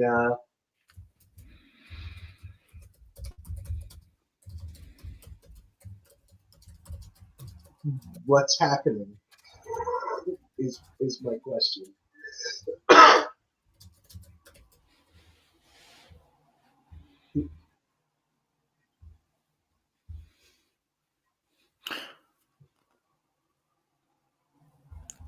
So if Purpose wants to be aware, I think she will note that the arm has gone very silent upstairs. It's barely moving, and occasionally when it is, you can certainly see it's reflecting as if it was pulling back for a punch or something. And that's before all this has happened? So I'm like concurrently is what you're doing? As it all unfolds, I imagine this has happened in about 30 to 60 seconds, right? Downstairs, where he's punched back through the veil, and then there is sounds of things being broken and crunched elsewhere. Well, I mean, I wanted him to take care of the iconoclast, so I'm not likely to get in the way of that, or to particularly go upstairs, because my belief number 3 is that I have to preserve myself at all costs so that I can spread. So I won't go near an iconoclast. I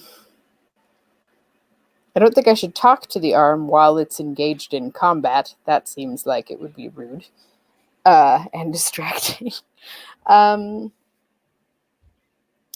Perhaps if there's a break after the arm looks like it's maybe like in punching mode, I would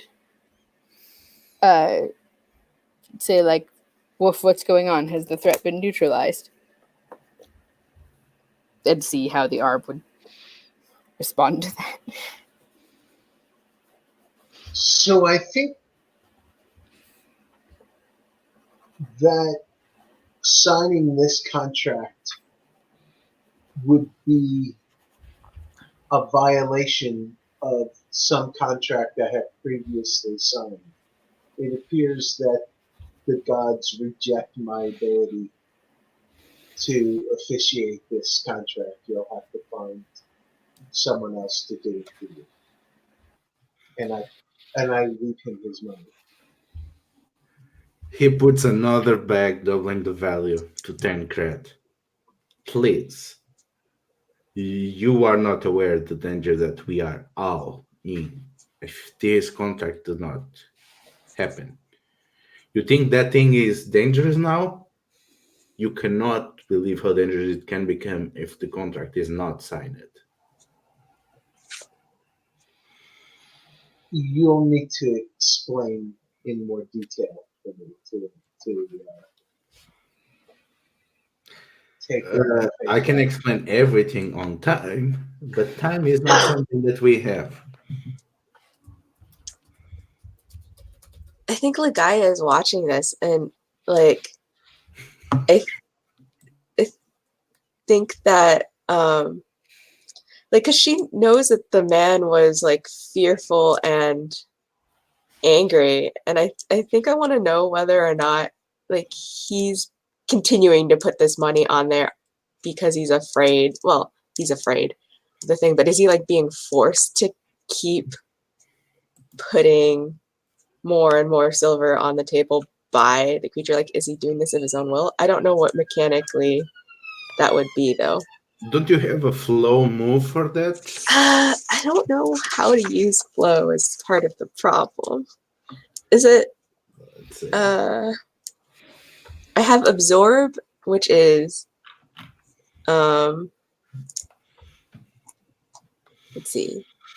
I draw on the motions around me and absorb spikes, but I don't know exactly what that would do. Yeah, that's more for party management. So it's more you draw from the emotions of other people. For example, you can, so it's more that's more basically emotional healing of the party. Okay. So much, and you have another one, right? I have searched feelings and hooked on a feeling, and the empath special, which sounds like food. Okay, so you can search feelings. All right, I will search feelings. Yeah. Let's see. So which emotion are you using? What emotion is confusion or curiosity? I guess I should look at the feelings wheel.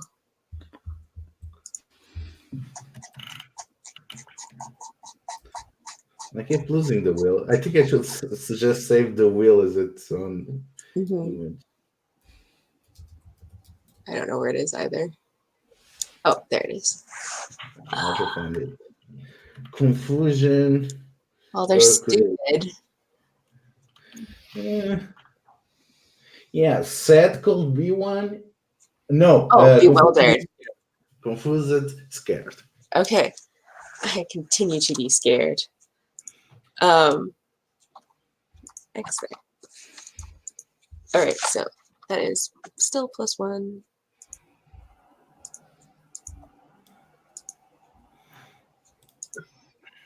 That's a 7 to search feelings. I get an impression or bits and pieces of what happened.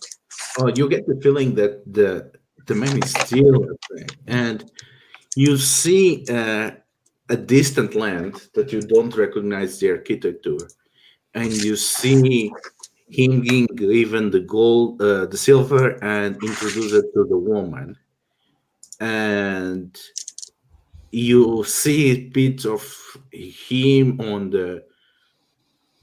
during the voyage trying to abandon the woman multiple times, but she always kept appearing the next day.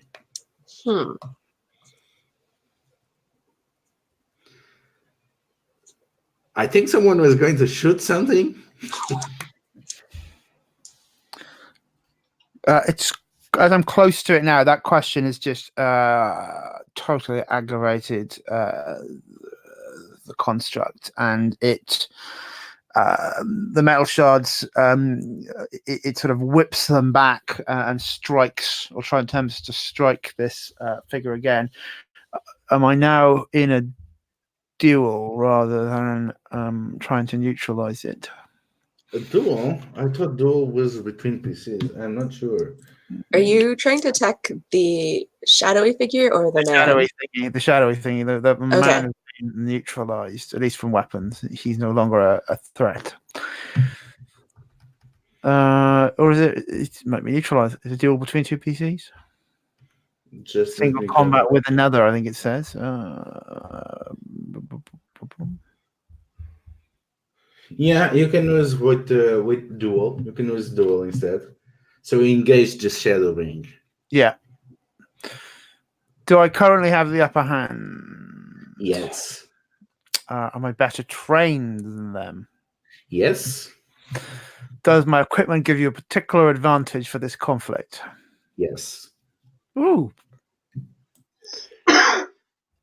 +4 forward for each answer. So then I roll. And I'm already carrying another one forward. So that's 4. Which is good because I rolled a 5. So that's an 8 plus emotion is 9. 5, 6, 7, 8. 10 actually. Woo! Okay, so you get 3 pigs and they get 1. I am going to inflict harm again because it's so close. I won't be using the explosive ammo, so that's another 3 harm. So that's 7 harm I've done to it in total now. Okay, so they force exchange on the location, and as they don't seem to be resisting the most of the slices, they basically get behind you, and as you keep attacking them, they just whisper, "If this is how master is best served, I'll gladly give up this existence." And it completely disperses. So you vanquished it, but it left that last message. It seems to consider you its master and seems to recognize you as a child of the gods. Oops.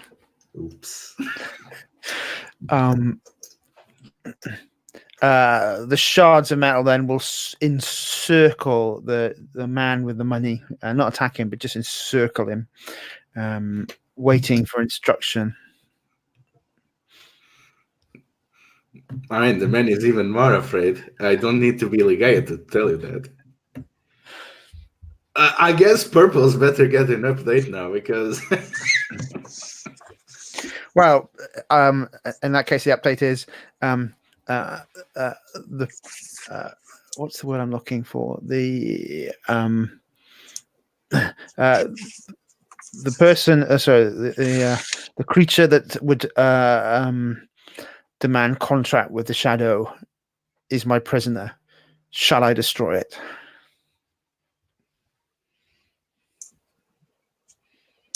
You're reading. And who are you looking to? Who are you asking? I'm asking purpose. So no, don't destroy it yet. Is the shadow gone? Like for sure. As in, like, I'm not going to go up there if it's not, but if it is, I'm going to go up there. So. Well, you know you vanquished it, right? Yeah. So the answer, it's I suppose again, yes, Worf is speaking now whilst in this quite agitated state in the common tongue, and it says it is gone. Then I'll say I'm coming. Wait for keep him controlled until I arrive. I'll be there momentarily, and I'm going to rush up to where everyone is, assuming I could do so.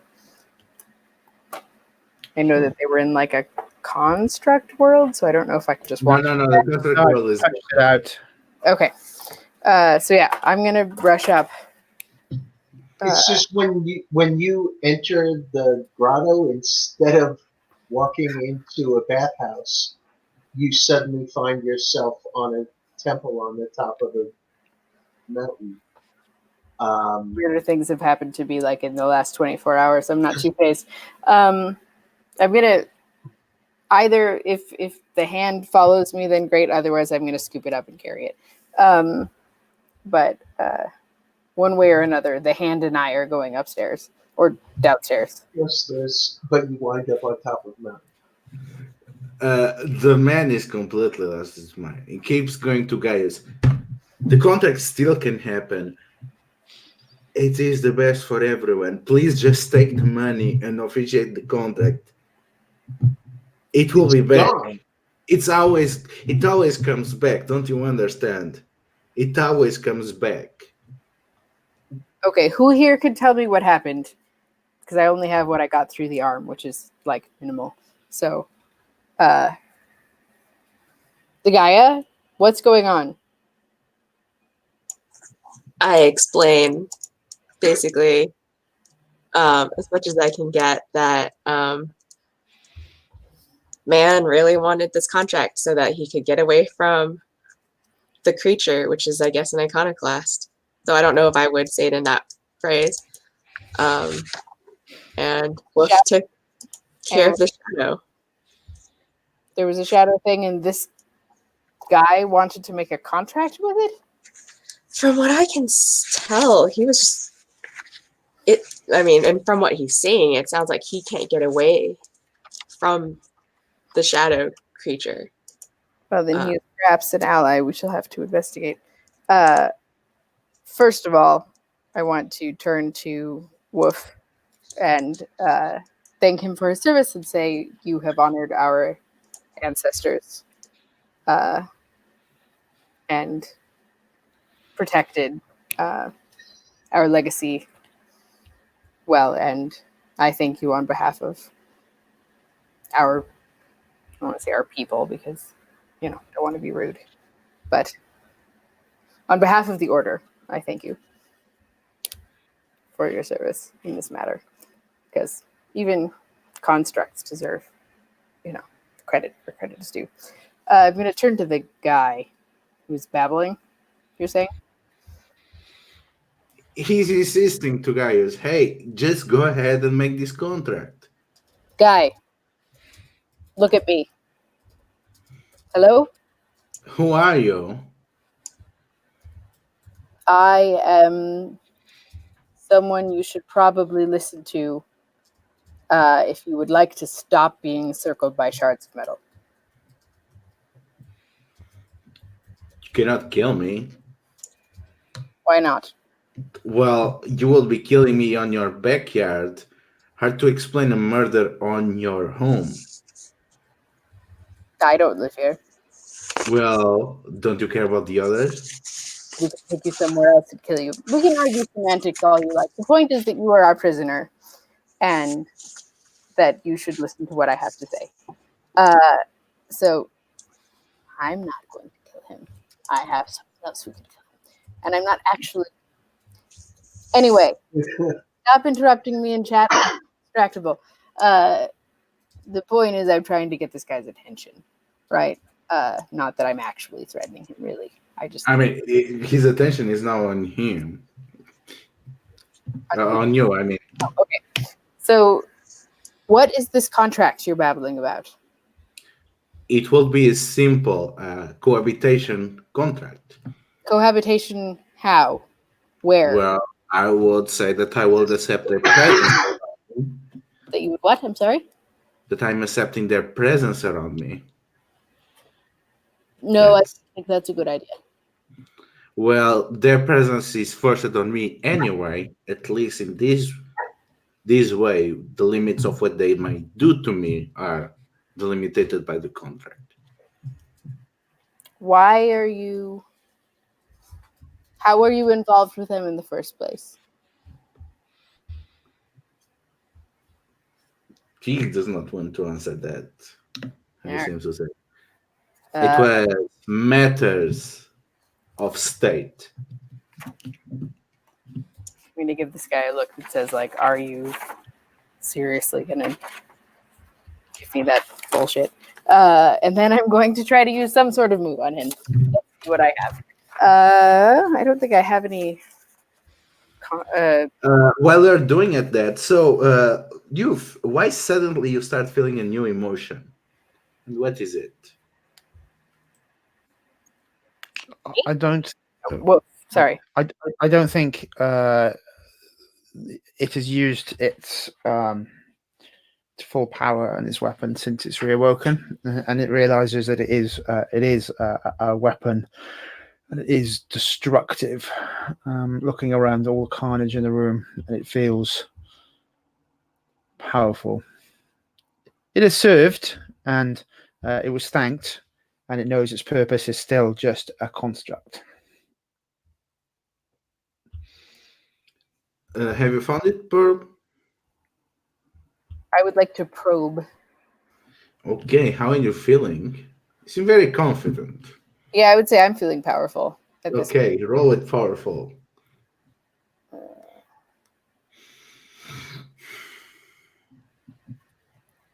So that's a 9. Mm-hmm. So you hold one. Okay. Unless anyone wants to assist me, which would be handy in this particular instance. I mean, Gaius, you can. I think you can easily help. So how does help work? I mean, do I use an emotion and roll? Yeah, you use an emotion and roll, and then they either take. Say again. Then either what? Then they either take +1 or -2.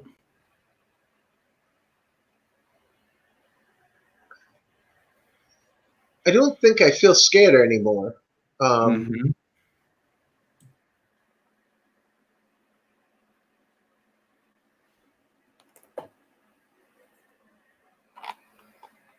How do you feel about Hugh and Purpose working behind your back, technically?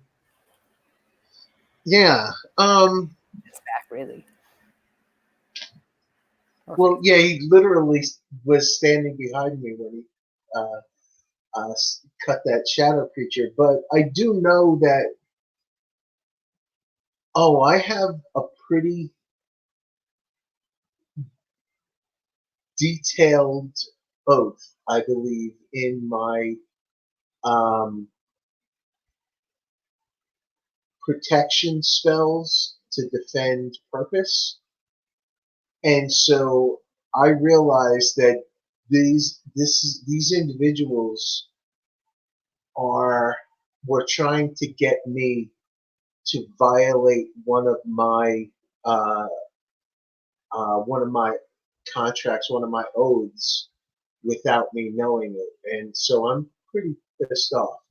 I'm not necessarily terrific at being mad, but that's where I'm at right now. So I'm gonna roll plus nothing and spike mad.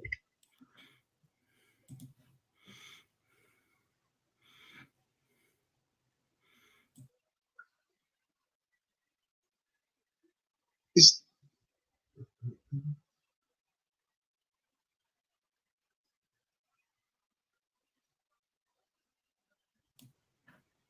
Hmm? I'm selecting dice and hiding them.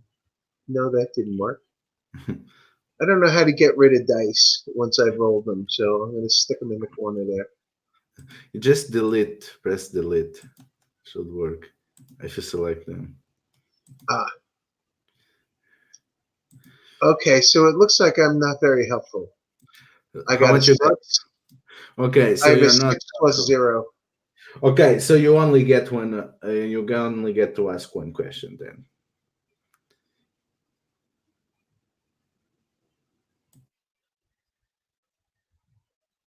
You're muted.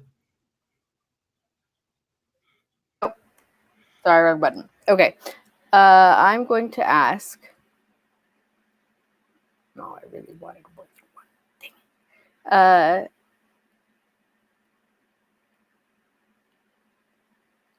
How could I get you to reveal the entirety of your situation.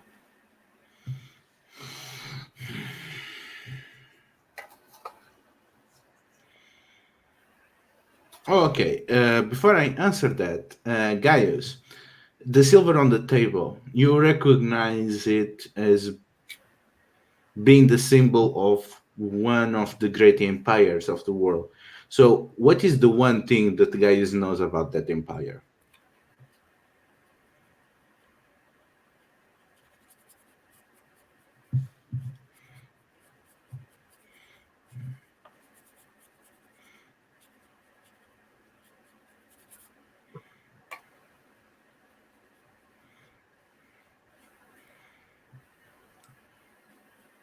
They are extremely brutal to the what they consider the barbaric peoples that border them on or are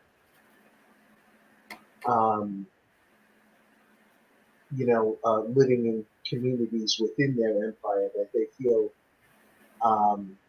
that they are better than when they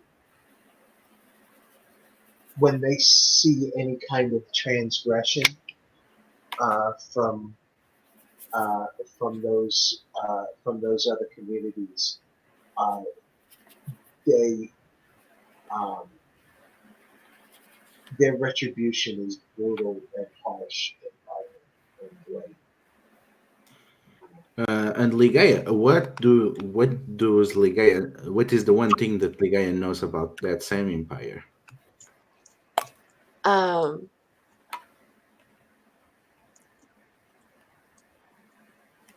That they do not hesitate to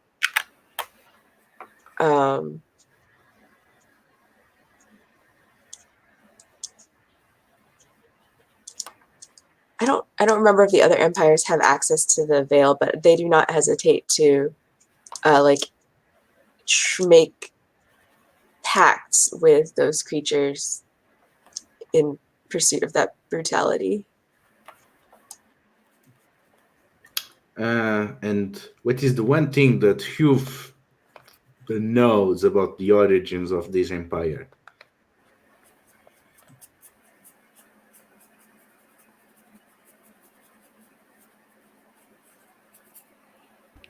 So is that to me then?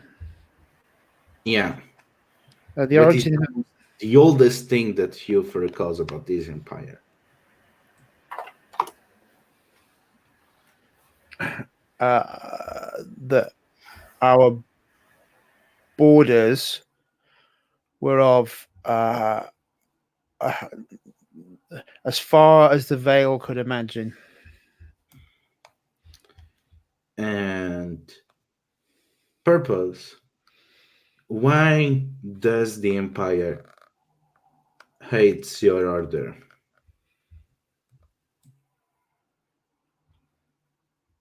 Is this a different empire from the Iconoclast? It's still the same. Still the Iconoclast. Well, the Iconoclasts technically manipulated all of them, but yeah. Because we taught and advocated for self-reliance, which reduced dependence on the veil, which they want there to be dependence on the veil, right? Because they're involved with it in some sketchy way, as far as I can tell. Or certainly it reduces pacts made with outside forces because we are more self-reliant. So, how you could get them to tell everything to you? You get the notion that this man is not an entirely willing participant on this affair, and the only way that you could get them to comply is that if you took an obligation to protect them and get them in the safety of the city where we he will be out of reach of the Empire. If you were to take an obligation with them, they would be willing to tell you everything. Are we not in the city already? Is the bar not in the city? Yeah, but the obligation will be to keep them in the city. I see. Okay. So, I will say, I get the feeling that you don't like dealing with them any more than we do, yes? There are extreme circumstances. And yes, Always are with them. But you don't need to be under their thumb forever. It is our task to fight back against them and their ways. Would you consider sharing your knowledge and joining us if we could try to offer you protection? I would, but there is more than just me involved. Who else is involved? My entire people. Where do you come from? My name is Veles, and I'm from the Natalian people. We have been forced to cross into the territories of the Empire, and our people have been exploited and used as bargain chips with the Veil for generations now, and we have had to accept this as the price of the imperial protection. That is what they do. They use people as pawns. It's very hard to get out from under their thumb, but it is my goal to eventually get everyone out from under them. And I would like to include you and your people in that if you are open to it. I am. I was given two tasks. I was to take this money into the city, and I was to make sure that this entity bound to me gained an increased foothold within the city. Well, that is the last thing we want. Because then only more people will be subject to what you and your people are subject to. But Wolf here, obviously, is capable of some powerful protection measures. I think you have seen him in action. And are continuing to see him in action if the metal pieces are still flying about and whatnot. So how about this? I have a sanctuary. I can't show you where it is. It must stay hidden. So I would have to do something akin to blindfolding you, essentially. But I can take you to the sanctuary, and if you tell Wolf and I what your situation is, where your people are, and what's going on, we will do everything in our power to help you.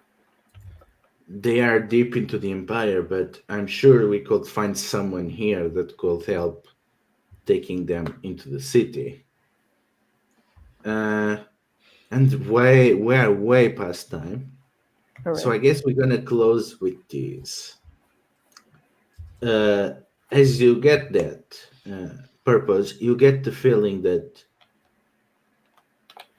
something is quite wrong, even now. You get the feeling that the iconoclast is still bound to Veles in some way, and if Veles is still within the city, it can come in.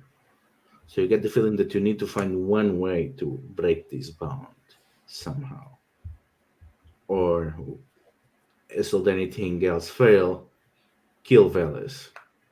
Well, I'm not going to kill Alice, but I can't take him to the sanctuary if... Yeah, don't take him to the sanctuary. So... is he the pillar? Tell me he's not the pillar. Oh, I guess I could just ask, can I? What? Nothing. It's not an answer you're going to give me for free. No, what is the question anyway? If he's the, real world pillar. You said I had to find an in the you are pretty confident that you are not 100% sure, but you think he might be. Yeah. Let's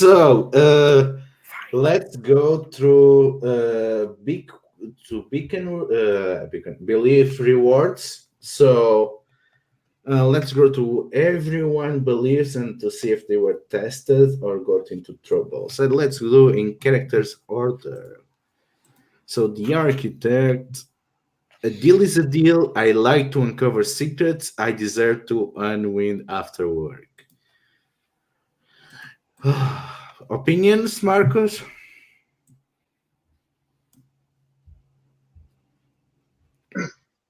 Well, after that, I'm definitely getting drunk.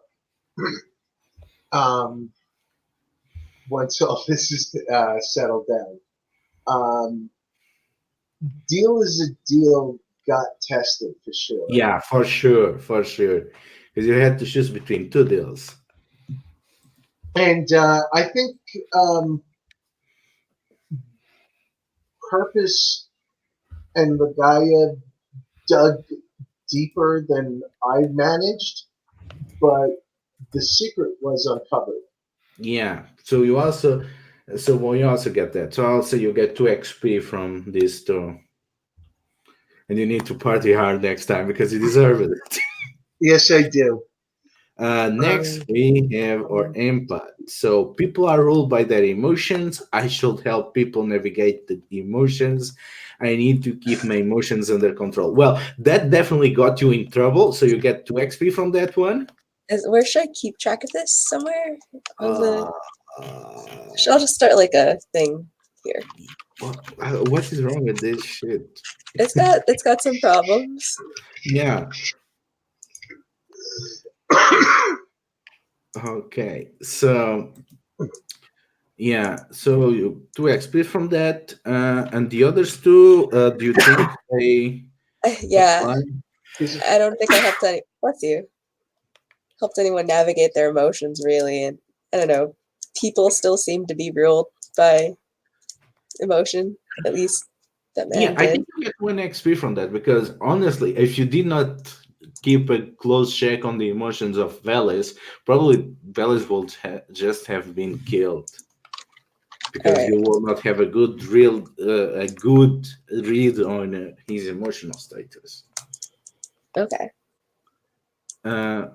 Next, we have our onomastic. Mm. My order's wisdom must not only be preserved, but eventually be brought back to the populace. I think we might see this soon. Violence is a last resort. Yeah, I guess this one got really tested. And survival is paramount. If I die, the order dies with me. Oh, I think this one got you in trouble. Opinions, Pearl? I don't know that it got me in trouble in that I successfully stayed back until the thing was gone. Yeah, but you had to stay back until the thing was done. Okay, so I can say it got me into trouble. The violence is a last resort. I don't know if violence from someone else, like I said, neutralize the threat.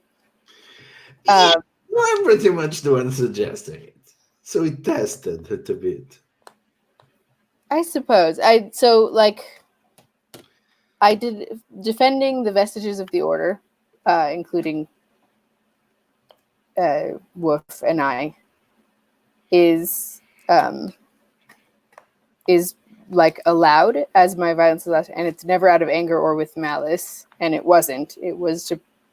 So, like, as far as I'm concerned, it tested a little bit, but not. I didn't say like destroy him, like you know what I mean. It was like this is a danger to our order. It tested, but it was not vanquished. That's why you did not have to change it, but you get the XP for testing it. Oh, okay. So you get 3 XP then. And next we have Woo for apparatus. I must serve. Oh my god, this got you in so much trouble. There are moments of beauty in all things. Act swiftly above the heads of those that oppose your masters. Oh, definitely this one got you in trouble. So opinions, David? I must serve those I serve are worth more than me. That's why I had to send an arm upstairs. That's why I had to do violence to make Purpose happy. She thanked me for being violent, and I will continue to be so for the next session I'm in as Hectic things. well. Hectic things. I will protect her through bloody violence. There are moments of beauty in all things. I was forged by the gods themselves. What is more beautiful than me? Act swiftly and bow the heads of those who oppose your masters. In 2 instances, yes. Even to the point of taking harm and having horrible things revealed about myself, was willing to expose myself to defend Gaius. Well, congratulations on your improvement because you got 5 XP. Whoop. So yeah, and that's it. So let's go quick through stars and wishes. Where do I even start? Okay, Arnott, let's let you go first. Let's start with our architect.